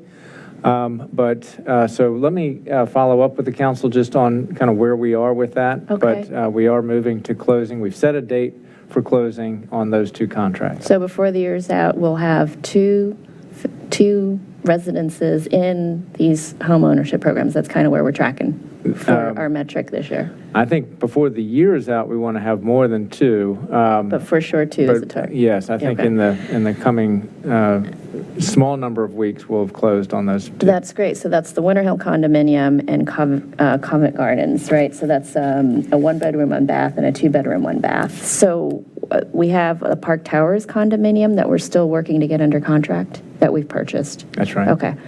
So 3, potentially 3. Okay. Thank you. All right, other council requests, comments? Ms. Hardy? Thank you. Thank you, Mr. Snyder, for mentioning the budget. That $3 million and $9 million, if it comes through from the governor signing it, is a really big deal. So we'll have to thank Senator Sasslaw for that, for the continued good work and for his last budget for us. 2 things for me. One is we had a public comment tonight about personal property, and I know we anticipated that car values would be decreasing and be offset by the change in the rate. Do we have any early indication, because it sounds like in this resident's case it was not what was happening? Do we have any early data to see whether values turned out what we expected them to be? I don't have that data, and I have not looked at that data yet. We will have our first quarter financial report before the Budget and Finance Committee very shortly, and so I think we'll have a good view of that. So that's at the end of September. Great. My next question had to do with West Falls. I think I saw the report from their community meeting that they are topping out several of the buildings, and I think earlier on the summer we had talked about either doing a hard hat tour when it was safe. Do we think we're at that point now? So let me follow up with our building safety staff. I know that during when we considered it last time, that they were very uneasy about having people come onto the construction site. Let me follow up with the latest on that, and I'll get back with council. And when do we expect that we'll hear about their senior operator as well as updates on the facade covering that we've asked about? So the senior operator, that is scheduled to be before the council on September 26th. Great. And we will nudge them when they come and to talk about the big concrete wall. Thank you. That's it for me. All right, anything else from anyone? All right, let's move on to business on the agenda. Madam Clerk? Yes, we have TO 23-11, ordinance to amend Chapter 48 zoning to include an average unit size and density restrictions in the T1 transitional zone, eliminate single-family and two-family residential use therein, allow for a townhouse, apartment, and condo option, and allow for expanded lot coverage. Thank you, council. And so I'll turn it over to Mr. Trainer for a staff report on this. I do want to note for the public that this item was scheduled for a public hearing and second reading tonight. In order to meet legal notice requirements and to consider the Planning Commission's recommendations, the public hearing and second reading is now rescheduled to September 26th. So tonight's is really a discussion with the City Council, updates from staff, and a discussion of the Planning Commission recommendations. Mr. Trainer. Thank you, Mr. Shields. Good evening, Mayor, members of council. The request tonight is in two parts. The first is to review the Planning Commission's recommendation adopted on September 6th concerning the T1 transitional zone regulations in the city zoning code, and to provide direction to staff on whether and how to incorporate the Commission's recommendations. The second part is to identify any final topics for staff to research prior to council's public hearing and second reading on the T1 transitional zone regulations updates, again, which is scheduled for the Tuesday, September 26th meeting. Staff's recommendation is adoption of the proposed motion to schedule the public hearing and second reading for the September 26th meeting. The Planning Commission's recommendations included in this report, which I'll kind of guide you through right now on line 22. The Planning Commission held its public hearing for the T1 updates on September 6th. Following the public hearing, the Commission voted 4-2 to recommend approval of the proposed updates to the T1 zoning district, and included in its motion several additional recommendations, which began on line 26 of the staff report. The first recommendation is that the threshold for site plan review of residential developments be lowered from lots of 9,000 square feet in area to 6,000 square feet. Second recommendation is that a specific reference to solar-ready infrastructure be included as a way to promote environmental stewardship under the considerations for reviewing a special use permit. The third recommendation was a map amendment for the Washington Street T-zone districts, including those identified with historic structures, to another type of transitional zone, be it T2 or another more suitable district set forth in the small area plan for those locations. The fourth recommendation is that the cash in lieu option be removed in order to achieve the affordable dwelling unit bonus density. Fifth recommendation is that the city engineer review the calculations for both the sewer shed and storm watershed infrastructure and provide recommendations in the capital improvements plan.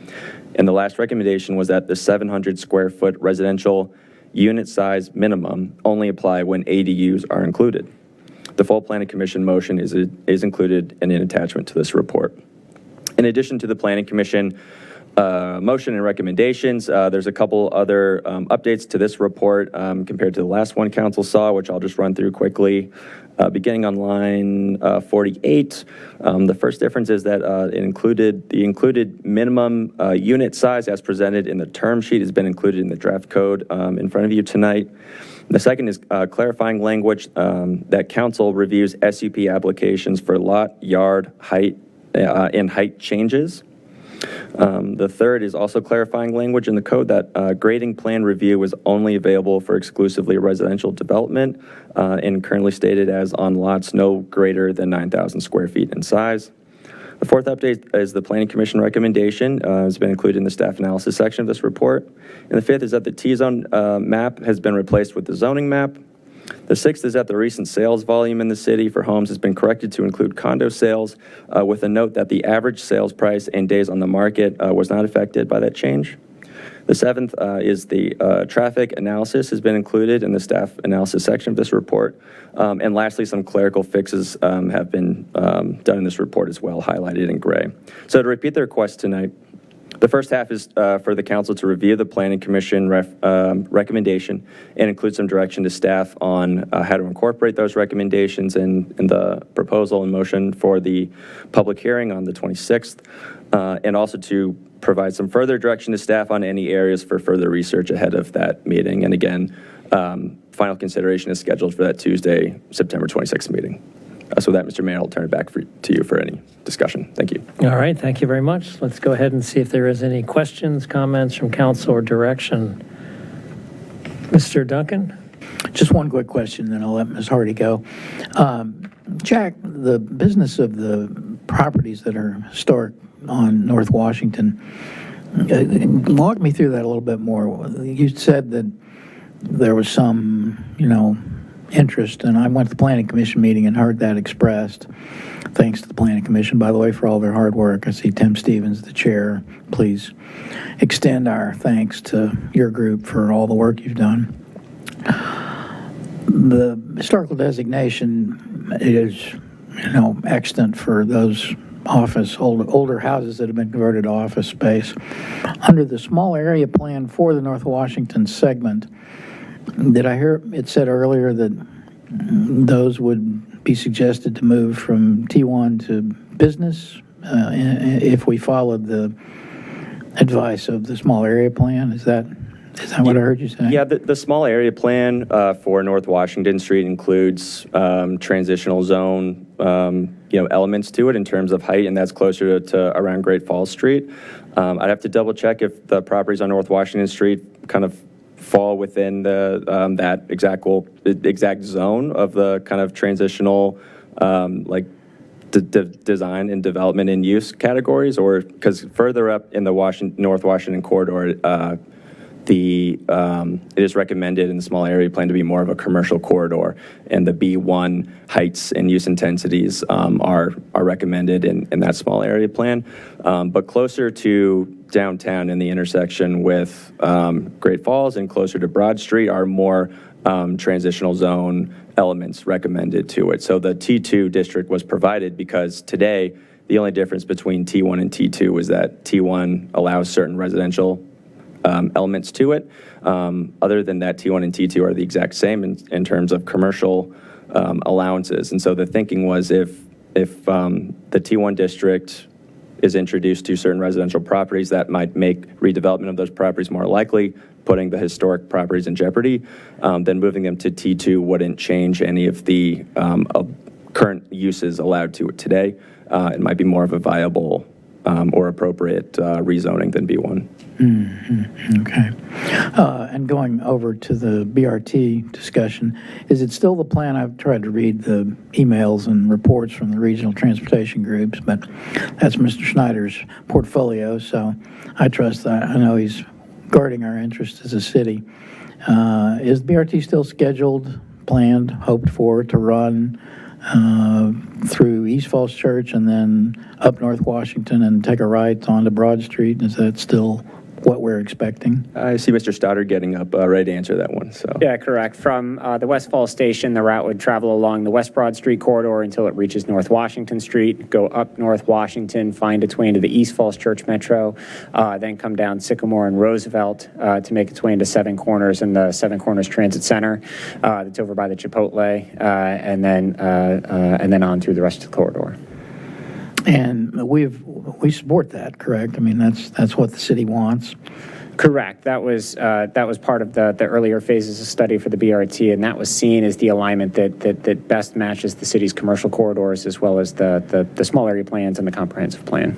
Okay, that'd been my understanding. I'm just, mindful of the fact that we have a vision for what certain areas look like and the market and transportation network that we're living in has a vision too. And my understanding of that North Washington stretch is that eventually could be 50 years from now, but eventually it would, because it is proximate to East Falls Church, particularly if there's another entrance exit to the East Falls Church Metro Station that's opened up in the future. That actually would be as close almost to a metro as the West Falls development. So there's every reason to expect that there would need to be a community discussion about the use of the land, and I just want to make sure our small area plan at least contemplates that so that folks have advance notice that this is a conversation that the community will need to have in the future. If we get BRT running through the city, commercial interest will take note of that and want to develop there, maybe residential interest too. So we shouldn't be surprised, and we should, if those buildings that are designated now as historic are that valuable, then, we should have a community discussion about how to basically mothball them or preserve them or do whatever it is that the folks in charge at the time want to do. Okay, thanks. Ms. Hardy? Great, thank you. So I had some clarifying questions and then some comments as well. So one that we haven't talked about in a while, but I think as I was reflecting on the comments about the fear of any future T-zone development looking like the Spectrum, I think another thing that came to mind is the size of these parcels. So we have talked about it early on where the T-zone changes really just apply to residential uses below 1 acre. Is that correct? That's correct. And what happens if you are more than an acre or you assemble multiple parcels and you're over an acre? Over an acre, you'd go through the SE project. You have to seek a rezoning first and then a SE. And so I think I counted correctly. There are 58 T-zone parcels across the entire city. 6 of them are 1 acre. Out of those, 3 of them are Kaiser, Christ Crossman Church, Columbia Baptist, and everything else is below 1 acre. And I know there are certain clusters that potentially could be assembled and then redeveloped, but it sounds like they would have to go through a special exception process if that was the case. Anything over 1 acre is correct, yes. Thank you. I think that's important for the community here. Second, that I was reflecting on all the comments that we've gotten is we've talked about 34 units being the max by right density, 40 being the by right plus density if you provide affordable housing units, and 51 being the max should you go through the special use permit process.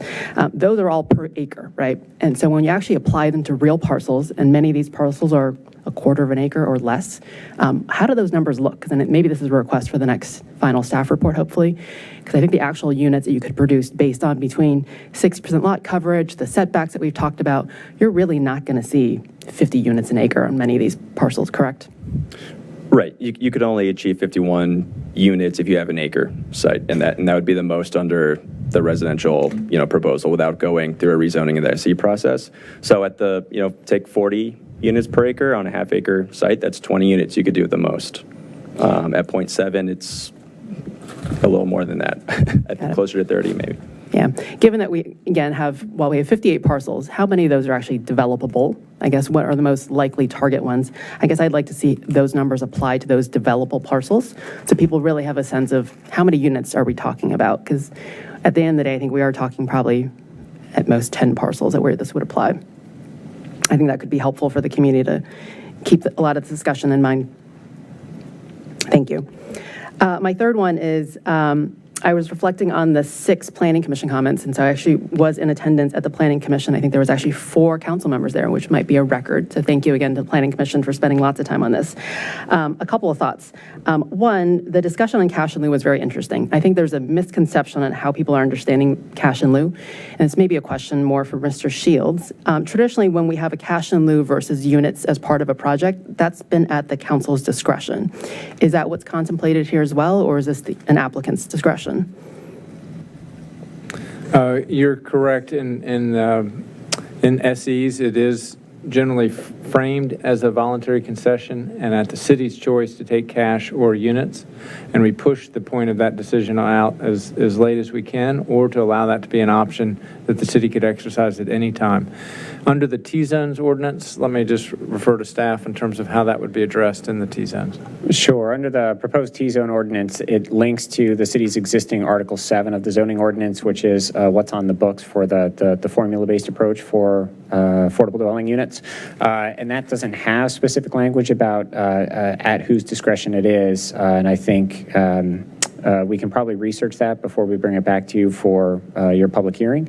But I think our initial read on it was probably that it would be at the applicant's discretion. But again, we can confirm that. I like to push on that because I think traditionally we have wanted it at our discretion, and I think there might be opportunities when cash might be helpful. I'm always a big fan of having units on site, but I think the misunderstanding in the community is this is not a developer buying their way out of affordable housing.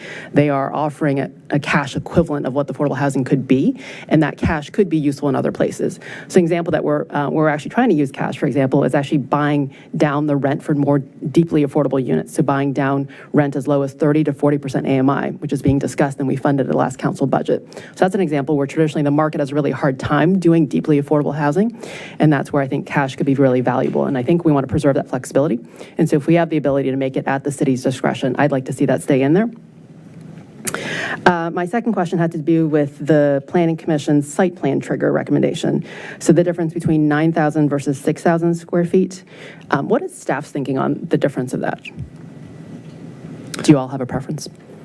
It's a small difference. It comes out to about a 3-unit difference. But if the original charge was to incentivize smaller residential infill and encourage smaller developers to build these residential projects and products, we found that the review process does take a lengthy toll on developers, especially smaller developers with smaller, with less resources and less money.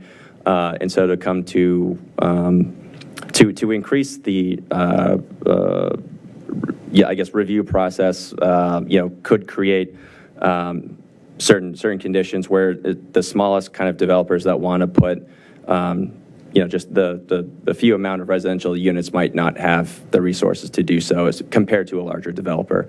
And so when we're talking about these kind of smaller sites, larger developers are largely, less interested in sites of, 0.2 acres or something. We're more talking about smaller, more locally kind of residential products. And so staff's recommendation is to keep the 9,000 square feet and to make it up to 8 units allowable under the grading plan.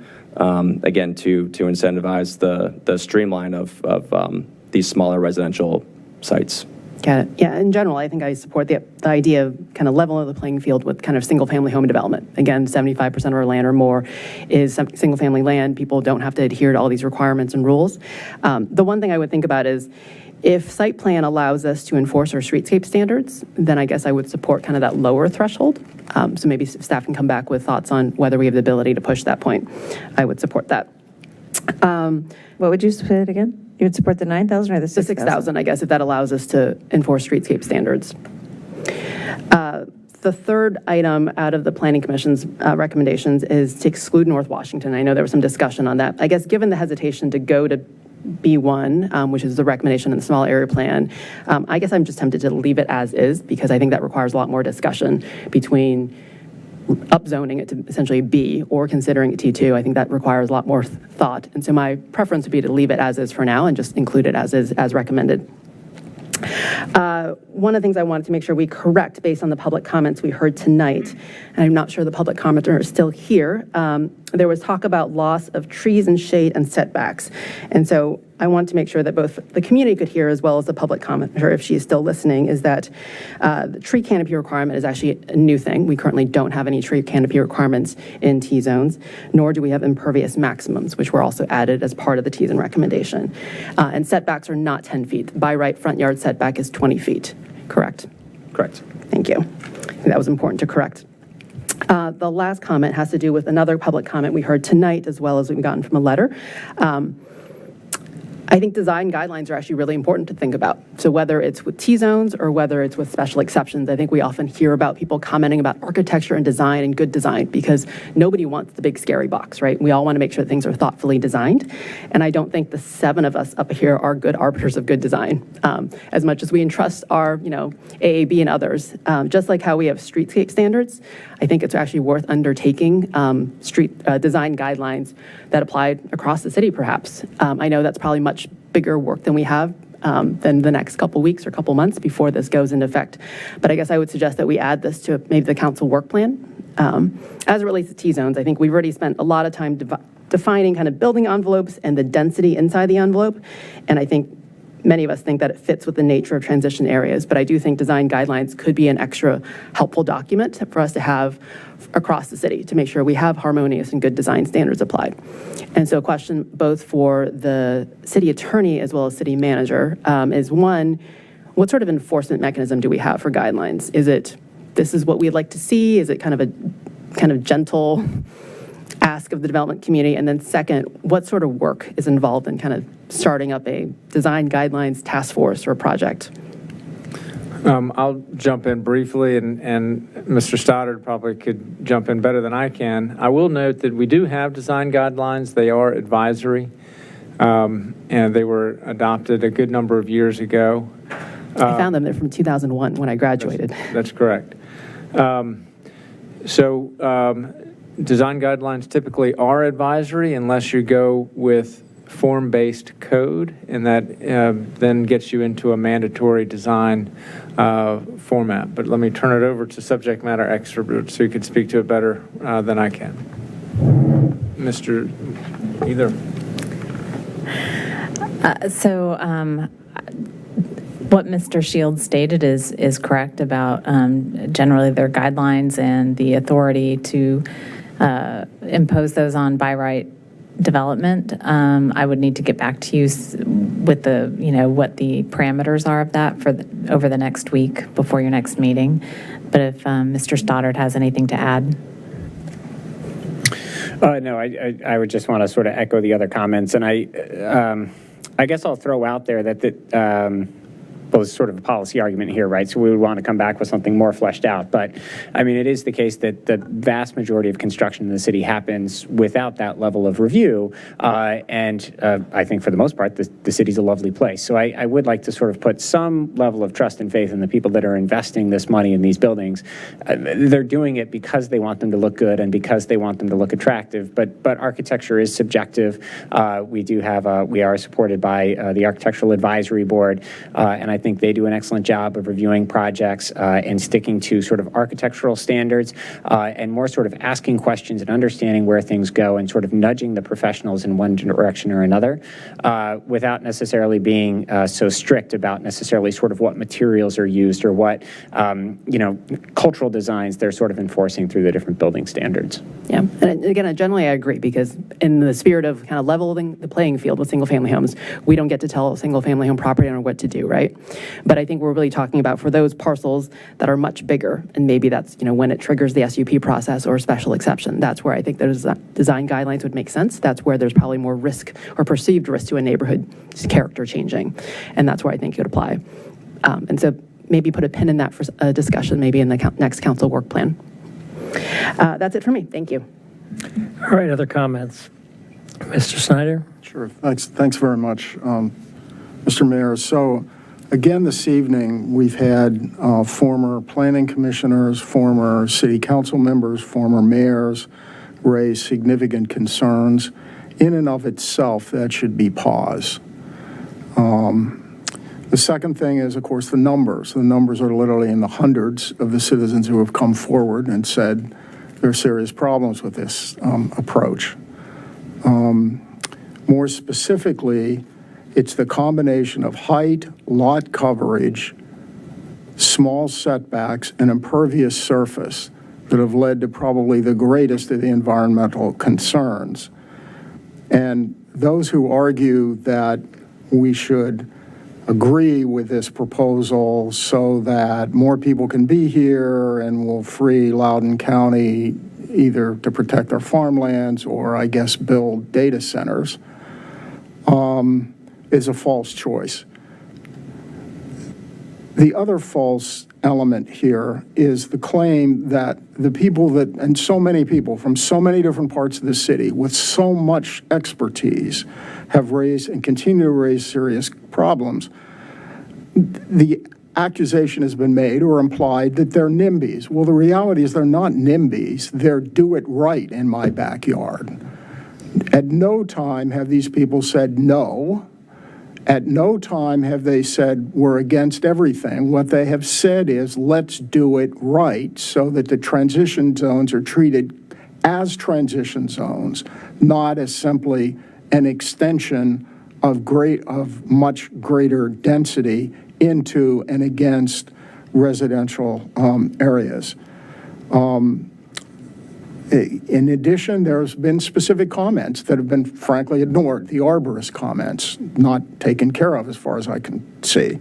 The Historical Commission and HARB, serious comments about the loss of critical element of our community, which are the historic properties. And finally, the extent by which the current proposal allows by right. Of course, if you're a developer, you want by right. You love by right. But if you're a city like ours, you want more control. And we've tried to exercise it through this special exception. The reality is, I think the general sense of the citizens were giving too much up, too much control, too much ability to flex and meet particular circumstances in favor of a by right, very large in comparison developments that raise serious environmental, historic preservation, as well as transportation issues. So I'll be proposing at the next meeting. I've talked about them before. I will be proposing alternative approaches to the height, the combination of height, lot coverage, and impervious surface. And I would note that one of the restrictions that often isn't talked about in current T-zones is the 40% lot coverage. Well, we're going to allow under this ordinance a whole lot more than 40% lot coverage. And therein is one of the serious questions that I think our citizens have raised. I don't think this is anywhere near a community consensus. It could be. It's probably in my 24 some years here on the city council, this is the most disappointing outcome that I think I have ever seen. We can get there if we will listen and if we're willing to make reasonable accommodation. So far, that has not been the controlling attitude, and that has caused probably the most significant division in this community that I've seen in decades, and it's totally unnecessary. If people would just provide a degree of flexibility, a degree of environmental protection that have been asked for by so many of our citizens, not only in the numbers of the citizens, literally in the hundreds, but citizens with significant background and significant public service. I think it's a serious mistake that we're making here as a body. We have an opportunity, and I think we're missing the opportunity to bring the community together. Instead, we're dividing it. All right, Ms. Connolly? Just going down the row here. Okay, so first I have some math questions for Mr. Trainer, and we went over this in the work session, and I just need you to clarify it again. The 9,000, line 51, grading plan review is on, at the moment, written as lots no greater than 9,000 square feet in size. And you just said 9,000 square feet is 0.2 acres, right? Yes. So almost every one of these lots is greater than 9,000 square feet in size. Most of them, I think, yeah. So to go down to 6,000 square feet really wouldn't matter because everything is, Except for subdivisions. Like if a lot was subdivided, then you couldn't go below 6,000 square feet. So they may not be, not all in the, 9 to 6,000 range today, but it could be conceivable that someone could submit a subdivision plan, to lessen the area of the lot. and if they submit a subdivision, okay, now you're taking me down another path here. If they submit a subdivision plan to lessen the area of the lot, would they be putting a townhouse on? I mean, what would fit on that 6,000, less than 6,000 or less than 9,000 square feet? I think it's a mechanical possibility, but it's probably not one they would take because your development area is based on heights and setbacks. Right. So the more subdivisions you go through, the less development potential you have. So generally, folks are looking for the largest development envelope. And so, yes, they could mechanically subdivide by right. Through the subdivision, we can actually require sidewalks anyway. So we'd be getting the streetscape elements we're looking for in terms of sidewalks and street trees that were raised earlier. And they'd actually, in essence, be lowering their development footprint. Okay. So I would actually be okay with leaving that at 9,000 for that reason. It just doesn't, it seems like as we shrink, nothing would ever be built that tiny. So along the same lines, and I'm really glad Ms. Hardy talked about the fact that the majority of these properties are 1 acre or smaller. This only applies to 1 acre or smaller properties. And the whole, 51 units per acre, there's almost nothing that could be 51 units per acre. We really are talking about much smaller developments, pieces of property. So now I want to talk about the historic structures real fast. We got an email from Mr. Finnerty, who's the owner of 258 North Washington Street, and he said something that I don't think anyone has considered, and I hope people in the audience have seen it. He said that he really likes his historical designation because his property is non-conforming, because his property does not have a 20-foot setback on Washington Street. He'll be able to develop that and keep his non-conforming property. He said he's not likely to knock down his property because of the benefits that a historic structure conveys, and then he can add on to it and put something else there. So that isn't something we've actually considered, but it seems to me that this actually protects the historic properties in that regard. Granted, there are 4 of them, and he's one of the property owners, but that's just an angle that I think we hadn't actually considered. Correct? Yes, that is true for that particular property, that it is built into what's the front yard setback today and would still be the front yard setback under this proposal. And generally, the rule is you can't expand an existing nonconformity, so you can't expand that building. And if it gets torn down, it can be very difficult to rebuild if you're allowed to rebuild at all. So that is something that could play out, and that's something we actually see with a lot of structures throughout the city that were constructed before zoning, is that they're often non-conforming. For example, most of Greenway Downs is non-conforming for the front yard setbacks, but often many of them are also non-conforming for the side yard setbacks as well. Okay. And we do have examples in the city of older properties that have been added onto, or, I mean, obviously we have examples of them that have been knocked down as well. Yes. So this doesn't convey all the protection, but it does have more protection than we had been contemplating as we've been going along. I still think we need to work on that a little bit more, but that made me feel a lot better to read that letter and think, there's a property owner telling us exactly how he would consider this transitional zoning changes. Okay. I agree with Letty about Mrs. Thompson's comments on design guidelines. I do think that, we've talked about the articulation and we've talked about elevations, and my concern being that we want to make sure that what goes in there is nice. But at the same time, this isn't a homeowners association, this is a city. And there's a limit to what we can say. We can't say everything has to be Williamsburg style. We can't say everything has to be tan or certain kinds of siding, because it is a city. And if you walk down any street in the city, the street where I live, every single house is a different style, and that's fine. And along Park Avenue, almost every single house is a different style, and that's fine. That's kind of why we like it.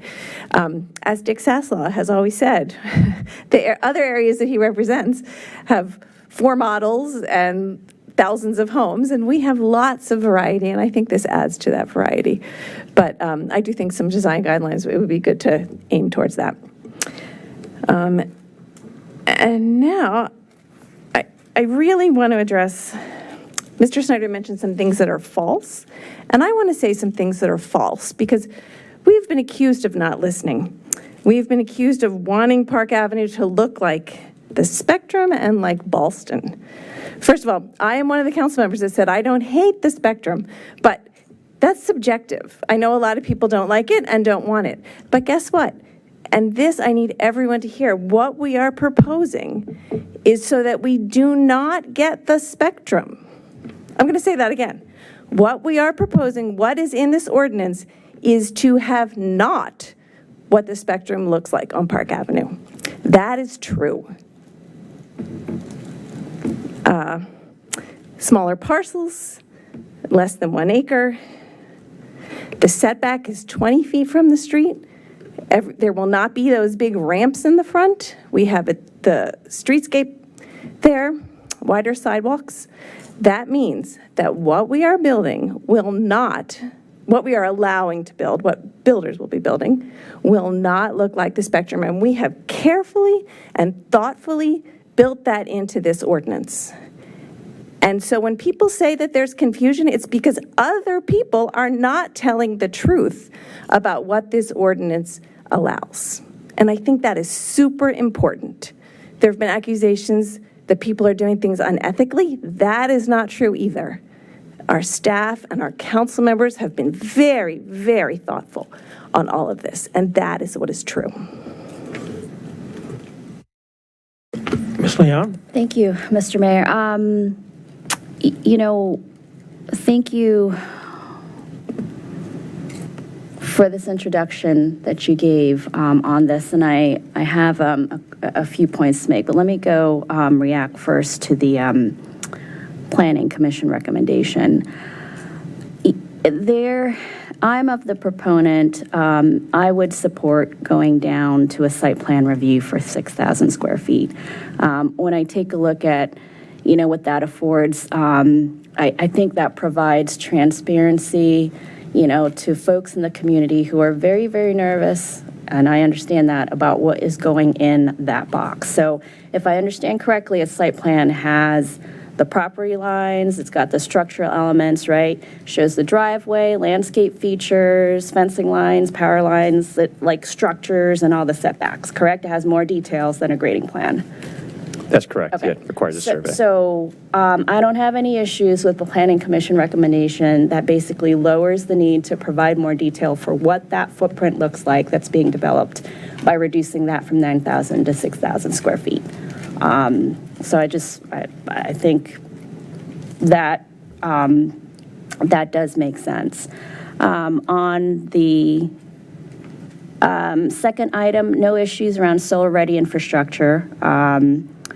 Regards the map amendment of the Washington Street T-zone districts, I think it's really important that we reach out to the 4 owners of the historic structures that sit on Washington to get their opinion. Thank you to the individual who wrote City Council, who basically said that he, as a historic property owner, supports the T-zone amendment. I think that it makes complete sense to operate, under the facts of facts by engaging those property owners and getting their feedback. I applaud the thinking from staff in that we were thinking around, assuming that this passes, that there's effective date for this for January of next year, to provide some runway, right, to figure out how to incorporate and support our historic structures. We like those, right? But it is really important we talk to the people that own those historic structures. I think we speak for those folks, and it's great that, we value that, but it is really important we do that outreach, and it's manageable because you can count them on one finger, particularly on Washington Street. So I really encourage that we try to do that even before a second reading, just to get their feedback, please.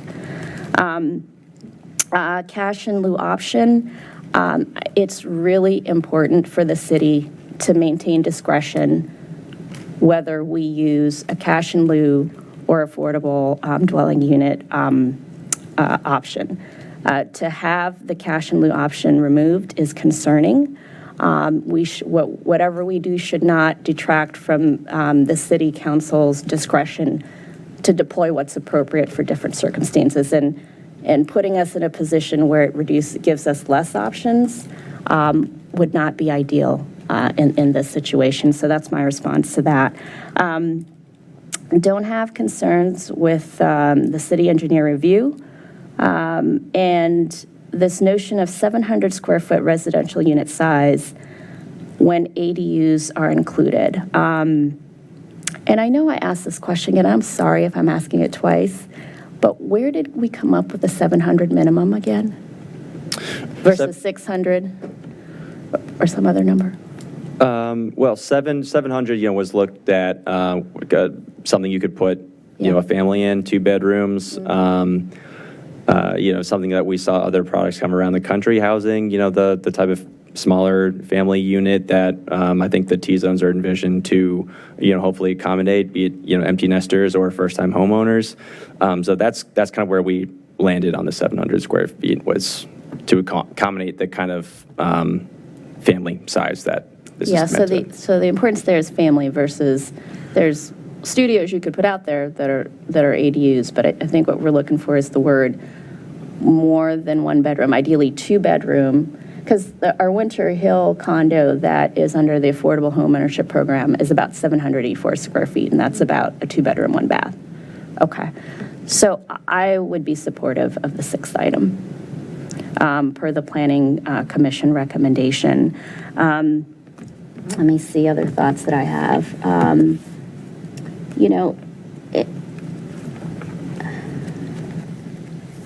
Sorry, just pausing, looking at my notes. Okay, and I think lastly, I also want to be able to reiterate that I sit on this council, and I'm very fortunate to work with a wonderful set of peers. To hear from one individual that any one of us isn't listening, that any one of us, isn't as not doing or implying that we're not doing our best to take as much input as possible and put forth a solution that works, that incorporates feedback, it's very concerning. I just want to make sure that we hold ourselves accountable, each of all of us. And from my perspective as the newest member on council who's not even been here for 2 years, it has been a wonderful learning experience, and a wonderful opportunity to sit up here with incredible individuals. And I want to be able to say that, without a doubt, T-Zones has brought a lot of comments that we've heard. I have gone to Planning Commission meetings. I have gone to community meetings. I've walked the streets. And I just, for the amount of time and the discussions that we've had on this, it's very disheartening for me to hear somebody on this group cite that we are not listening and that things are being done improperly. Thank you. All right, any other, Mr. Duncan? Thank you. While the mayor gathers his thoughts, I think it's appropriate that we hear from him in closing. Let me just, since this is sort of in the nature of a work session discussion, I wanted to make it clear to staff, as clear as I could, where I am on some of the questions that have been raised. I feel strongly about the cash in lieu of units option being preserved for all the reasons expressed. Feel pretty strongly that the design guidelines that we have now need to be out there front and center so that we see the expectations that we have as a community. I know there's a difference of opinion over how much we can enforce those design guidelines if we go to by right development. The answer seems to be hardly at all, and I can appreciate that. But yet I think it is important for us to have the design guidelines out there and, so folks can see that we do have expectations, so developers can see that, because I think there's some moral suasion involved there that's beneficial to us. Not sure what I think about the square footage issue. I mean, taking the longest possible view, what I'm trying to do in all of this is to produce some kind of environment that would generate a development or developments that are sort of miniature versions of Winter Hill, Cherry Hill. Think back to when then it was called Tyler Gardens was built in the post-war era. It had to have been an extremely radical, change of use of land to take what had basically been a small town farming community almost, commuter suburb, I guess, even by then, and put that many housing units into that small a space. I think that what I hope that we could do is produce an outcome similar to that, so that we could have housing that is, by modern standards, attainable to starter. I don't know, you can't really say starter homes anymore. Anybody who's going to move into Falls Church is basically, unless they're somehow subsidized, advanced starters. They're coming here from some other place where they had equity built up in their home and using that cash to down pay their way in, and they've got pretty substantial incomes to make their monthly payments. But, an $800,000 home is within reach of some of those folks. And that's, not all the housing need that we have, but it's a part of it. And I'm here to do as much as I can in the time that I have to advance, progress in every area. We've worked really hard to include affordable units in the mixed-use buildings that we've built over the last number of years, and particularly in recent years, to make those permanent.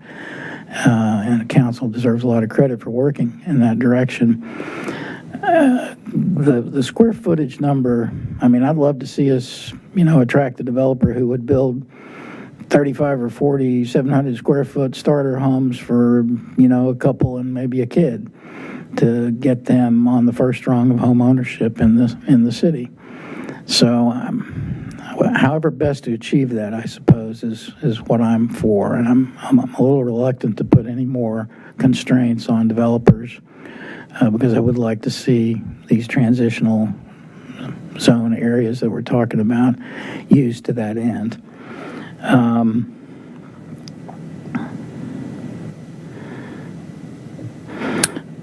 The North Washington properties, finally, I think what's been said about, a good discussion about historical designations and how to elevate that as a concern, if it is a community concern. I've only served for 11 and a half years. There hasn't really been a lot of discussion about historic properties in the city during my time.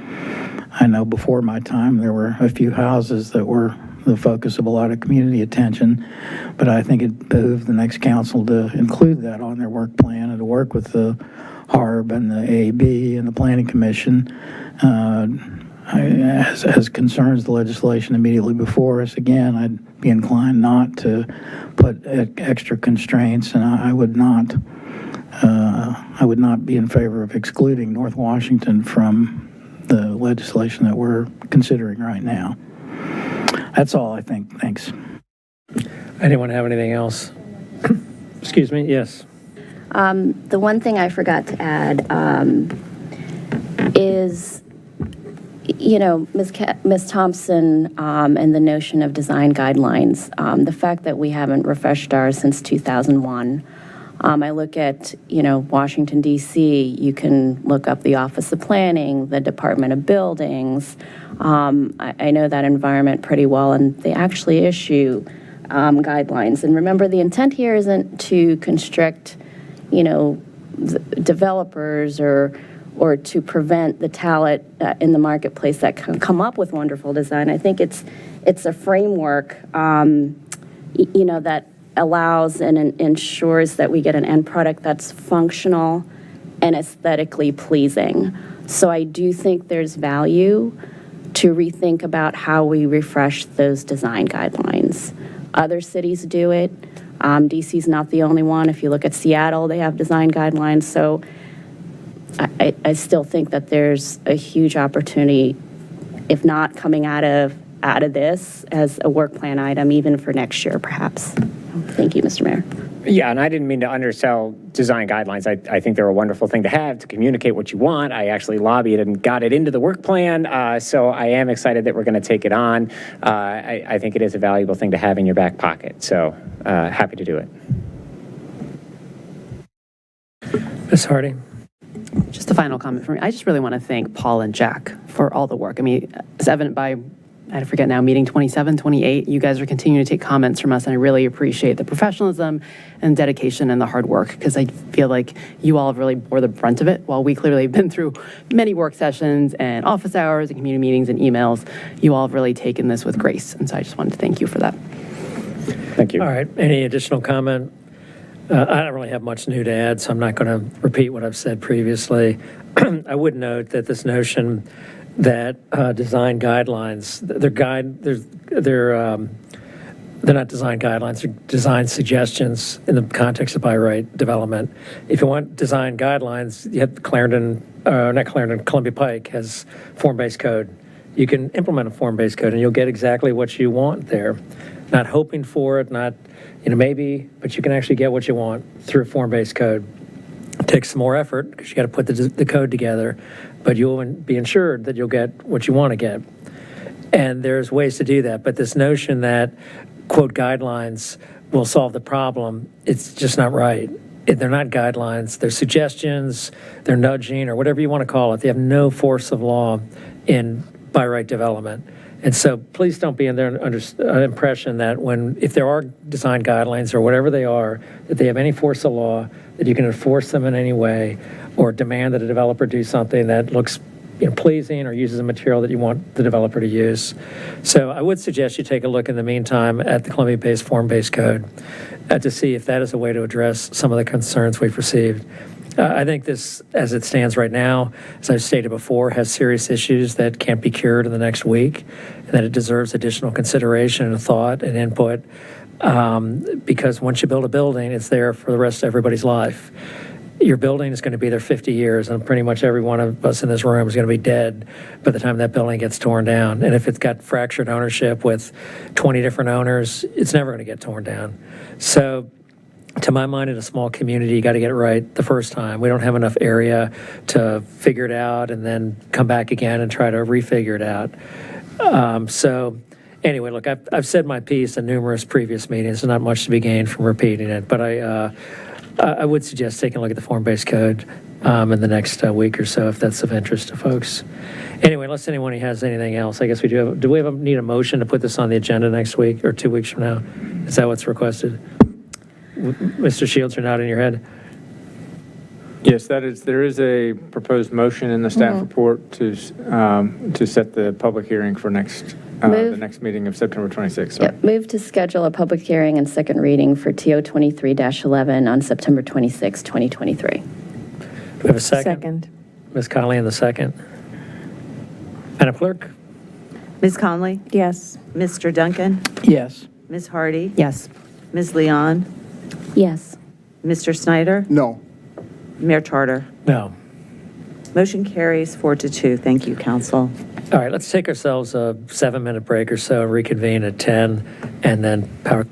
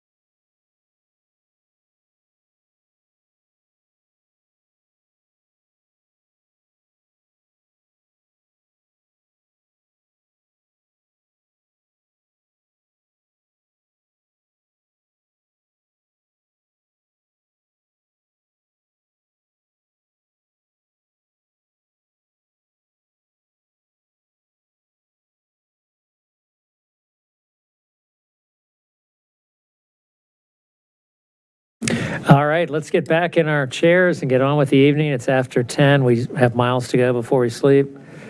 So we've got nearly everyone except for one person in the hall or in the aisle who's, no, not you.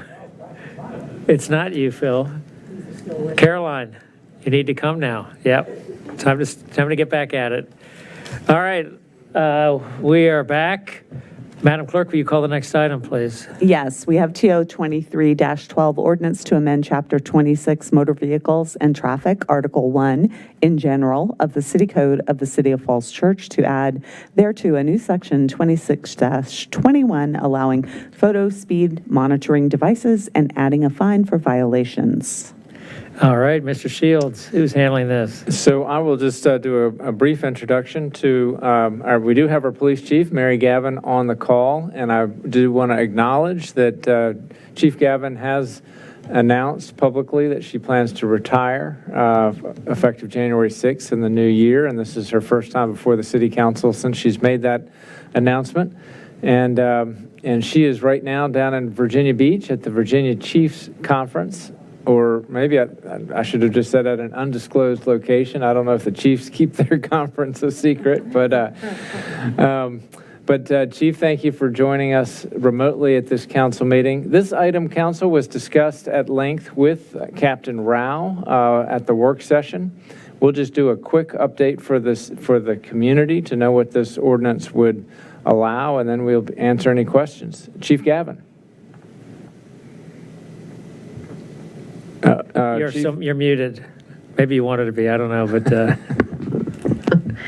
Good evening, Council. As I understand, you had a deep discussion with Captain Rao last week in regards to our speed camera. We're excited for this program. This will be the third phase of our photo enforcement program. Obviously, you know, we have the stop arm program with our school buses. We have the red light program that we've had for many years. And this year we're trying to embark upon the third phase, which would be the speed cameras. After a lot of studies of the community, we thought the best suited place and which was legal and most reasonable place to put it is at the 800 block of Broad Street as our first and primary camera. I know there was some discussion in regards to the true definition of a school zone, and is there a possibility of expanding this program? In looking at the code, the school zone crossings is pretty broad, but I think in terms of starting off this program and being one of the first jurisdictions to get the speed cameras, I think it's reasonable and fair for us to start with one, see how this goes. And it's with the same vendor as we have had, with the red light cameras and with the school bus cameras. So we believe that the business practices will be very similar to what we have going on now. But as you can see with this proposed ordinance, is very similar to what the city of Alexandria has passed in recent weeks. We have, let me see, I'm trying to scroll down a little bit if it's Cindy or, okay. It's a LiDAR-based program. It is a camera that will be facing both eastbound and westbound to capture speeding during the morning hours when children are being dropped off at the school, and then again when they're being picked up at the school. So it won't be throughout the whole day. We will have a fixed fine of $100 for those that we find in violation. Right now, though, that's the only school that we have that has a viable option because it's 750 feet within a school crossing zone. And as you know, most of the schools that we have here in the city, we either stop completely the main thoroughfare during drop-off and pickup. And so that's not a viable option for us to enforce anything around Oak Street, Mount Daniel, and with the construction right there on Haycock, it's just not a viable option at this point. So once we get this going and kind of see how it goes with the, with this new technology, I think we'll be in a better place to kind of look to expand our resources and maybe, I think the question was in the preschools and other areas throughout the city. But right now we have this one. We look forward to it. We are staffing up to manage it. And I'm here for any questions that you may have. All right. Well, we may have a few, but before we get to those, I think I expressed the sentiment of all my colleagues that we have so much appreciated your excellent work here in the community, and we are, I wouldn't say sorry to see you retire because we know it's well-deserved and it's an appropriate time for you, but your service here has been remarkable, and I know we want to spend some time feting your many accomplishments and your service to our community before you step down. So just put a pin in that and don't get arrested at the police chief's conference. And because I bet you it gets pretty crazy. I don't know why I get this feeling you guys get pretty crazy down there, but it's kind of the fox minding the hen house or whatever that phrase is. So anyway, but who knows? But listen, in all seriousness, though, we do want to thank you, and we want to spend some time sharing our appreciation with you before your term comes to an end. So I wanted to start with that, and then open it up to comments and questions from my colleagues. Ms. Leon.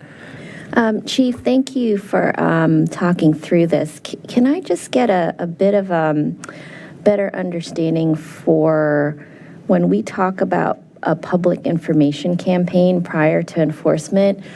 What does that look like? Is that like a 2-month process? Is it, I don't know, do we turn the thing on and people? No, right.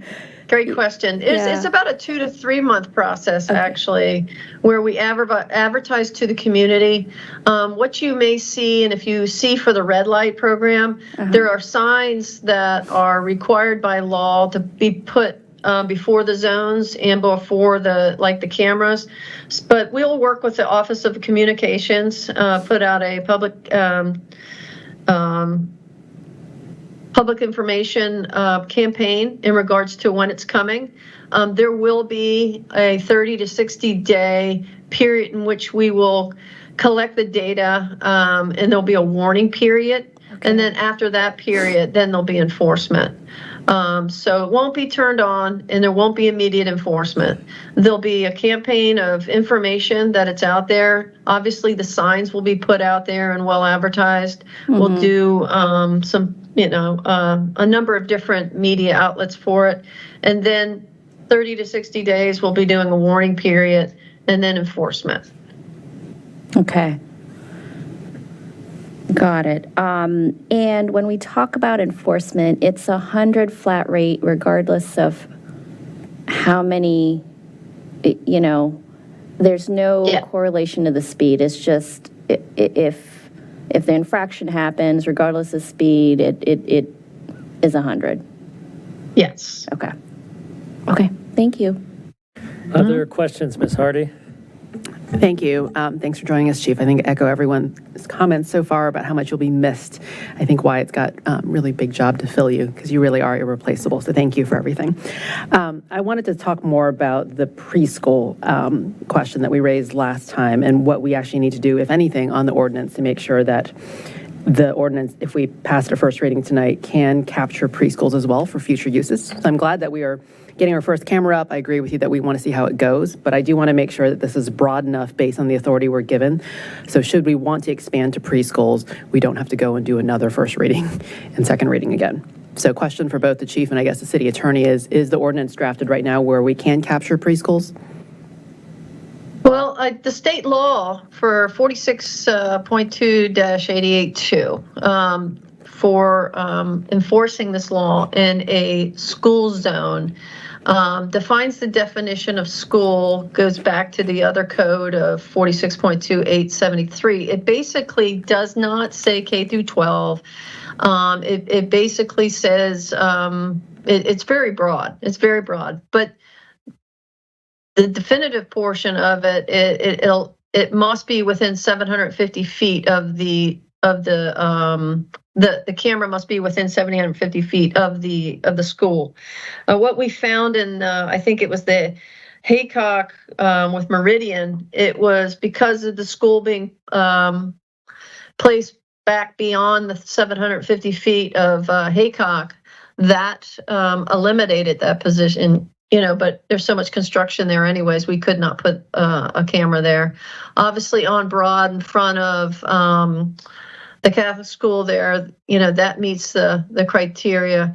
When you look over to Hillwood, that could be an option in the future. And there's probably a couple others that we could look towards in the future, but I don't see anything. I would defer to Sally probably. Looking at the code, I don't see anything that would prevent us from possibly growing this program. Sally? So I echo what Chief Gavin said. The ordinance, the way it is drafted now at line 128, defines school to be kindergarten through 12th grade instruction. So that wording would need to change. We could, as Chief Gavin said, the statute does not define school. So what we could do is change that to state school includes public and private institutions, period. Or we could leave it ambiguous. That was put in there just to address the question of whether or not private schools can be included. But if we'd like to leave it undefined, that's also an option. What would be your recommendation to kind of leave it as broad as possible while still conforming to state law? I think I would leave it undefined because it's undefined in state law, and let us work strike that out. the K through 12 part of it and just leave it as public and private institutions, period. Or strike the definition altogether at lines 128 and 129. I'm fine with that if that gives us this open ability down the road. I mean, I would ask you, if we get it wrong, then basically everything, every ticket that's written could be invalidated. Is that right? I would say only the ones that, if we get it wrong and we issue a ticket at a place where we got it wrong, then that could be invalidated. Yes. Yeah, but I mean, every ticket invalidated at that place, At that which could be a place. lot of them, is potentially could be invalidated. Right. And so,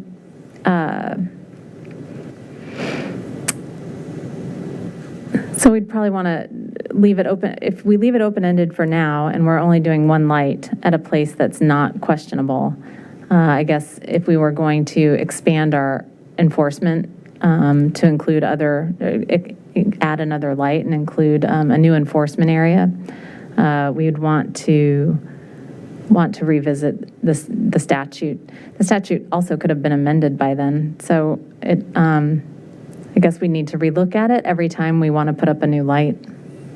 Is it possible to seek like an advisory opinion from the Attorney General's office or something to that effect to see if it would? Well, I can tell you that VDOT standard, VDOT specifically excludes preschools, but they do specifically include all private K through 12 institutions, public or private. So I would assume relying on VDOT's guidance would be a safe way to go because that, the AG is their lawyer. Got it. Okay. I mean, to my mind, I would be hesitant to do something we think is illegal or improper and fire off tickets 50 a day when, in fact, there's some question of whether that's something that's legal to do. I know we're not there right now anyway, but I guess that's just sort of my thought for the future. Yeah, right now the location that's proposed is very much in conformance. Not worried about that one. Yeah, we're just talking about how to draft this ordinance so that should we want to go, for example, the preschools on Hillwood, which we've heard a lot of speeding concerns, the speeding in East Broad, where we frequently post an actual officer near Doolin Preschool. Like, there's other locations where I think we'd actually have enough volume and speeding concerns where I would love for this ordinance to be future-proof. I guess what I'm saying is that if in fact, I don't think it's future-proofed if in fact it doesn't have a legal basis in state law. And so I would be hesitant to try to adopt something that's more broad than state law appears to allow with the notion that somehow that's saving or increasing our powers, because I don't think it is, but I would certainly defer to your thoughts on that. The other approach would be to leave the definition in as it is because it's consistent with VDOT's definition. And then if we get to a point where we'd like to install a light near a preschool, we can amend the ordinance at that time if the research bears that out. Ms. Conley? One school that we're not considering as we talk about this is Acton Academy, which is in a mixed-use building. So different than other schools because it's part of a larger development. But that is right on Broad Street as well. It is it's pre-K through, I don't know, 6th grade or so. And they have expanded. So I think that when we did this study, the original study, that school was more of a preschool school. But I'm just wondering if this is something that we could look at as well. Well, that school, it sounds like has K through 6th education, so they would qualify, presuming they've met all the other standards under this ordinance as drafted. Other comments? Mr. Snyder? I would like to do what Vice Mayor Hardy suggests, but I'm also concerned with the rapidity and the strength with which the state would strike back if we exceed our authority. And almost as much a concern I have as a judicial determination that then throws out our whole system, or as was said before.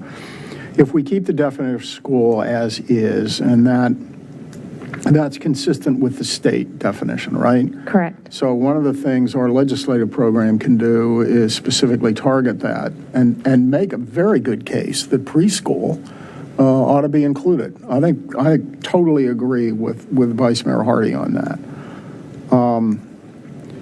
And maybe what we do is we make an effort on that before the legislature and see how that goes. I mean, I could go either way. If you want to push it, but I think we risk the entire program if we depart from state law at this point. The other question I had was the placing of signs 750 feet. Now, it's that provision that's keeping us from including Meridian High School in the future after construction. Is that right? Could you repeat the question? I couldn't hear you very well. The signs have to be within 750 feet of the school, right? Correct. So that's not on our ordinance, is it? In the ordinances drafted before you? In front of us? Yeah. Yes, it is in there. Okay, where is that? Because that effectively eliminates a number of our schools, right?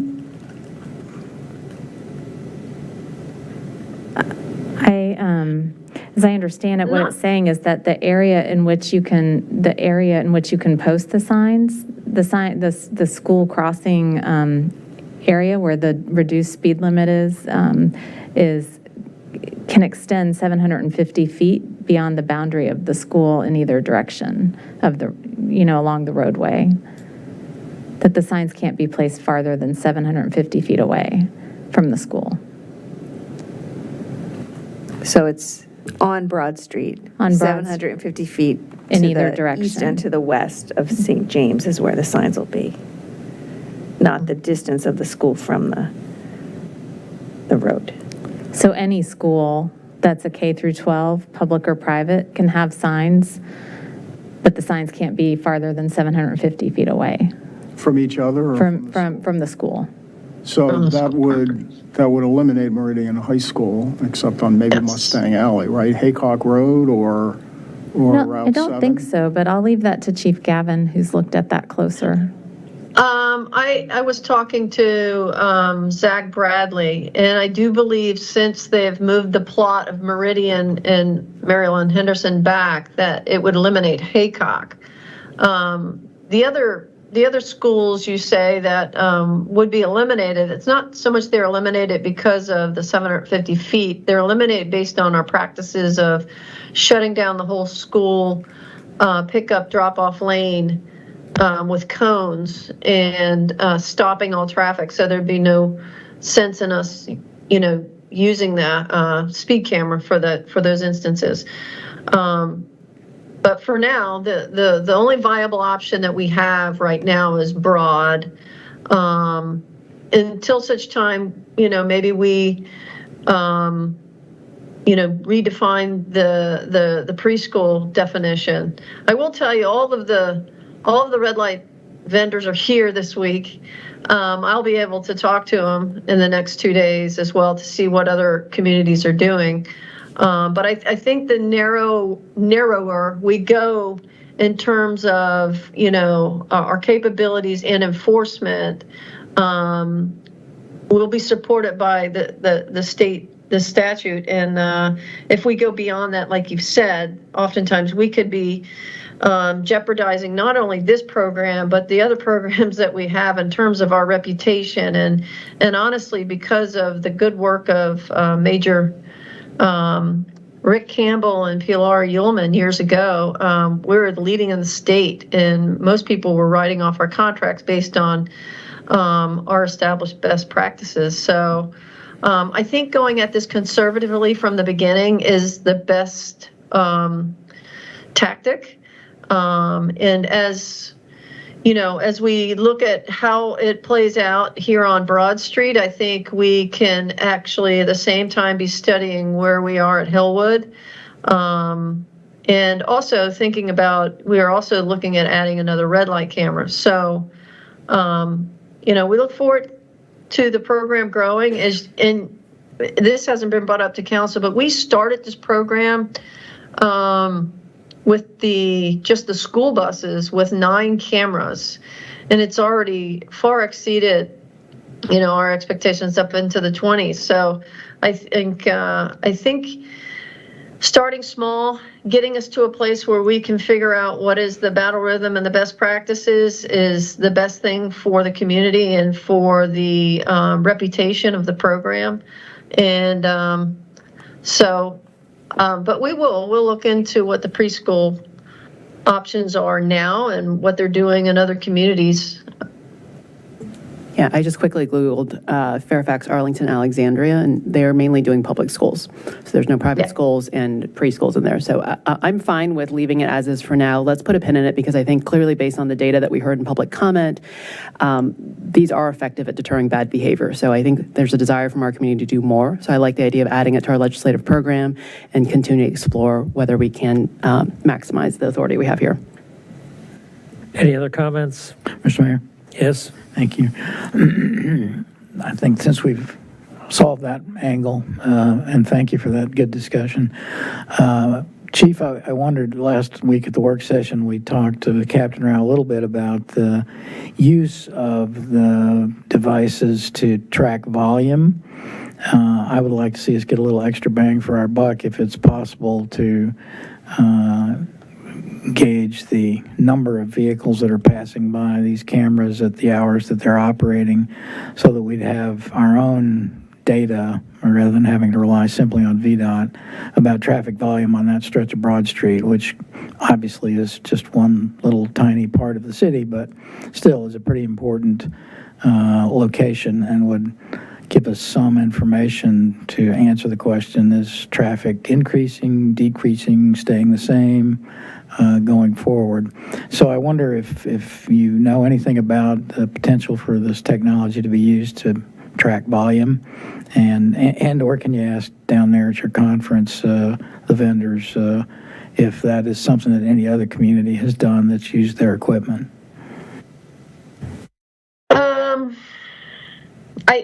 I don't know that right offhand. I do know that some of the data is very limited use. Basically, they don't want big government in terms of counting cars that aren't necessarily in violation. So we do have devices that absolutely have car counts, and working with Zach Bradley, we can get traffic counts on Broad. Captain Rao does have another program that he puts out on the streets to do traffic counts.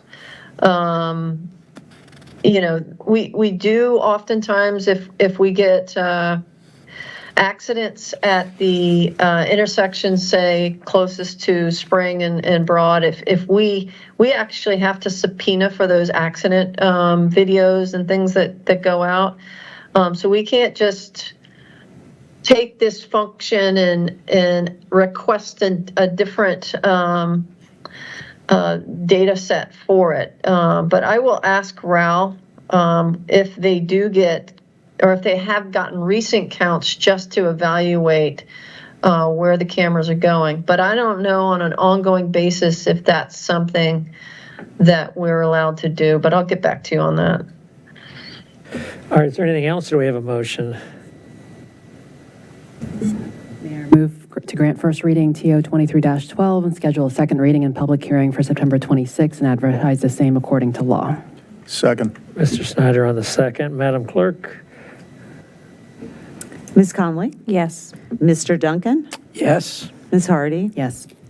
Ms. Leon? Yes. Mr. Snyder? Yes. And Mayor Charter? Yes. Motion carries 6-0. Thank you. Thank you. Let's move on to consent items. Does anyone wish to remove any items from the consent agenda? Mr. Snyder? I'd like to remove the resolution setting the compensation for the city manager. All right. How about the other items? Does anyone want to make a motion about the items saved for the compensation?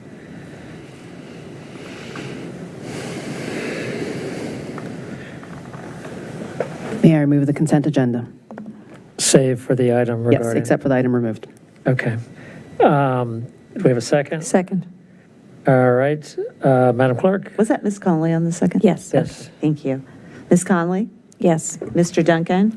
Yes. Ms. Hardy? Yes. Ms. Leon? Yes. Mr. Snyder? Yes. And Mayor Charter? Yes. Motion carries 6-0.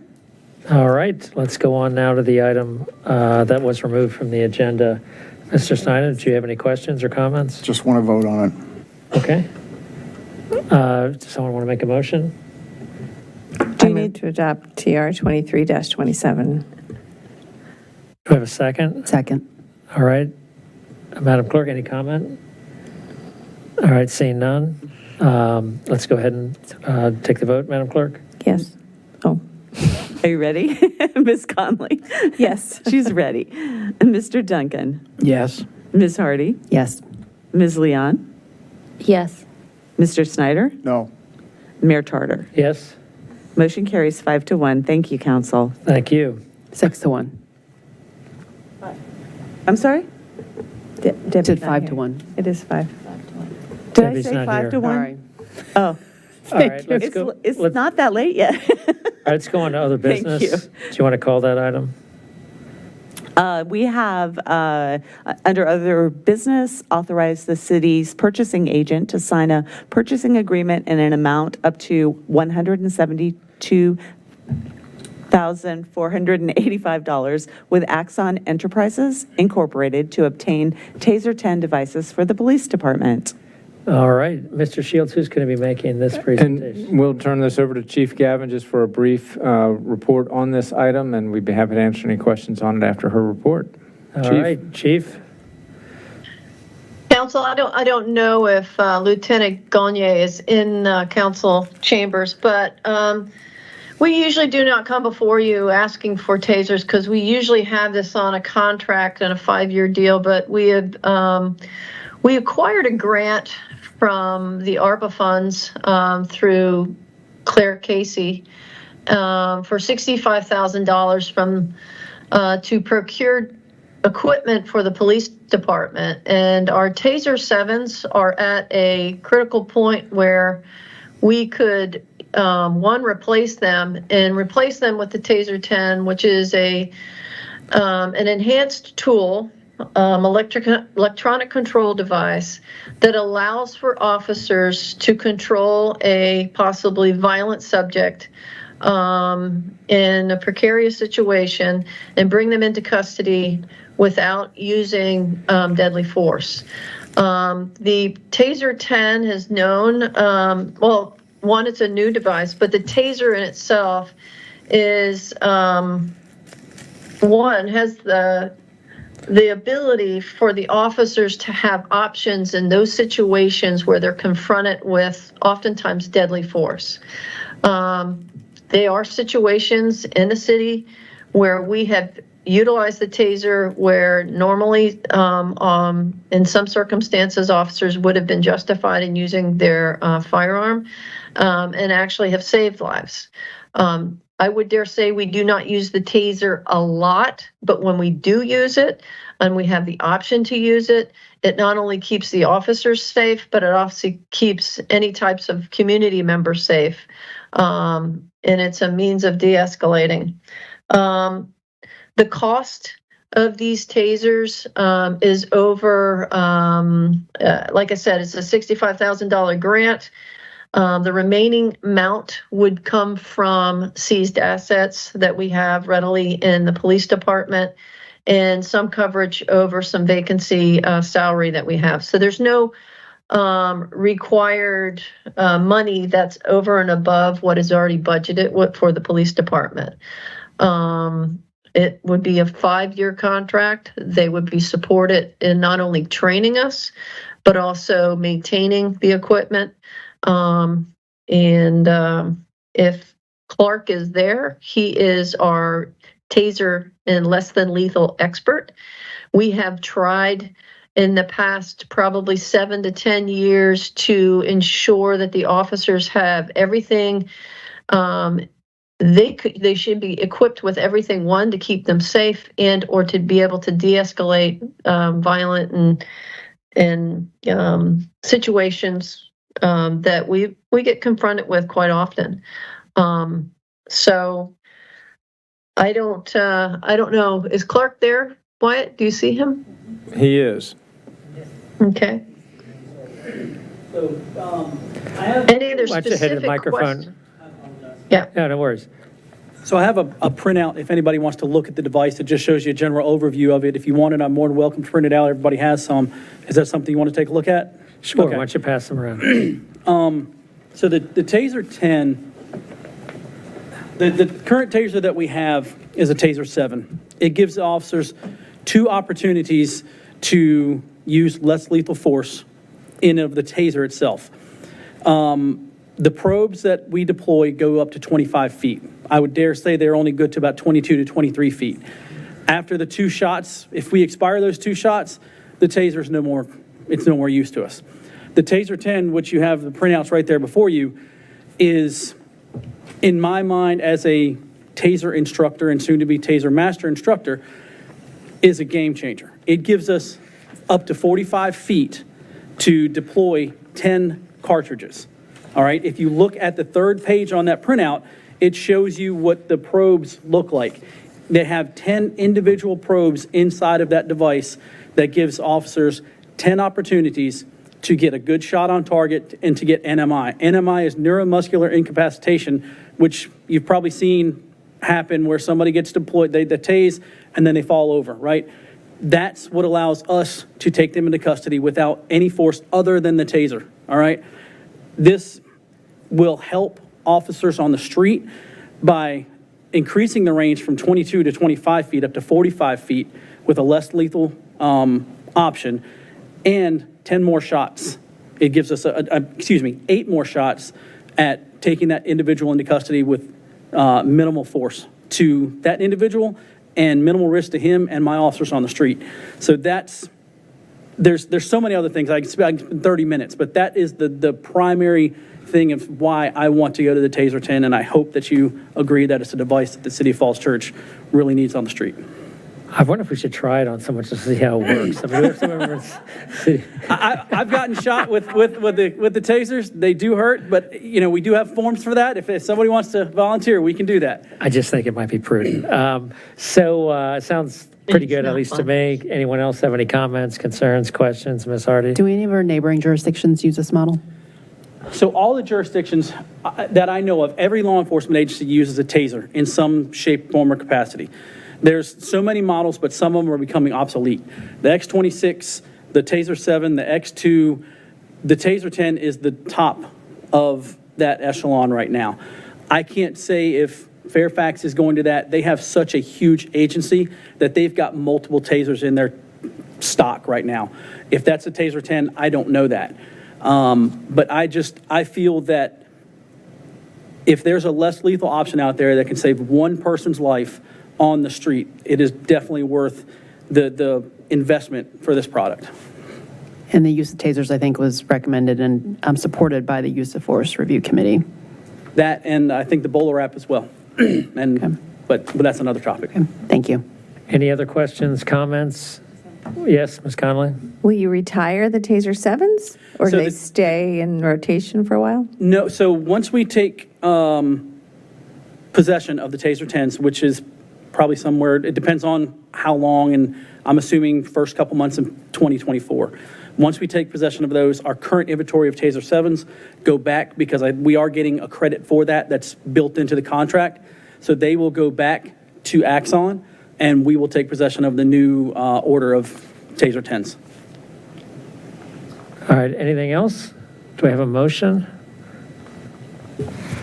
Mr. Mayor, I move to authorize the city's purchasing agent to execute a 5-year contract and issue a purchase order to Axon Enterprise Incorporated for up to $172,485.74. We have a second. Second. Mr. Snyder on the second. You want to call the vote, Madam Clerk? Yes, Ms. Conley? Yes. Mr. Duncan? Yes. Ms. Hardy? Yes. Ms. Leon? Yes. Mr. Snyder? Yes. And Mayor Charter? Yes. Motion carries 6-0. Thank you. All right, thanks for sticking around, both of you. We really appreciate it, and we'll see you soon and look forward to spending some more time with you, Chief Gavin. Thank you. All right, let's move on to final business here. Any business not on the agenda? Any standing, regional, committee reports, council liaison reports, council member comments? Ms. Conley.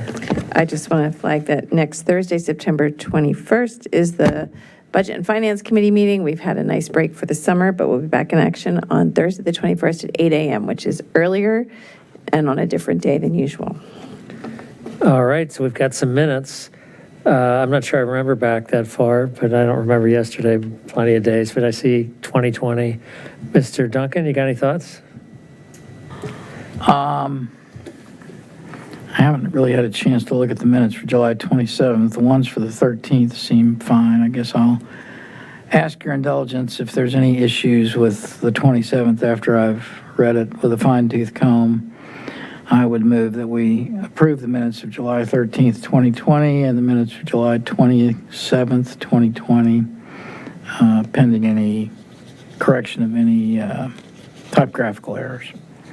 As the city attorney, is that appropriate to do that, to pass them in that fashion, or would you recommend just deferring it? I would recommend deferring it. Okay. Okay, I did review them with a not fine-tooth comb, but I was not as specific as Phil always is. Eagle-eyed Duncan. And I was not Eagle-eyed Duncan.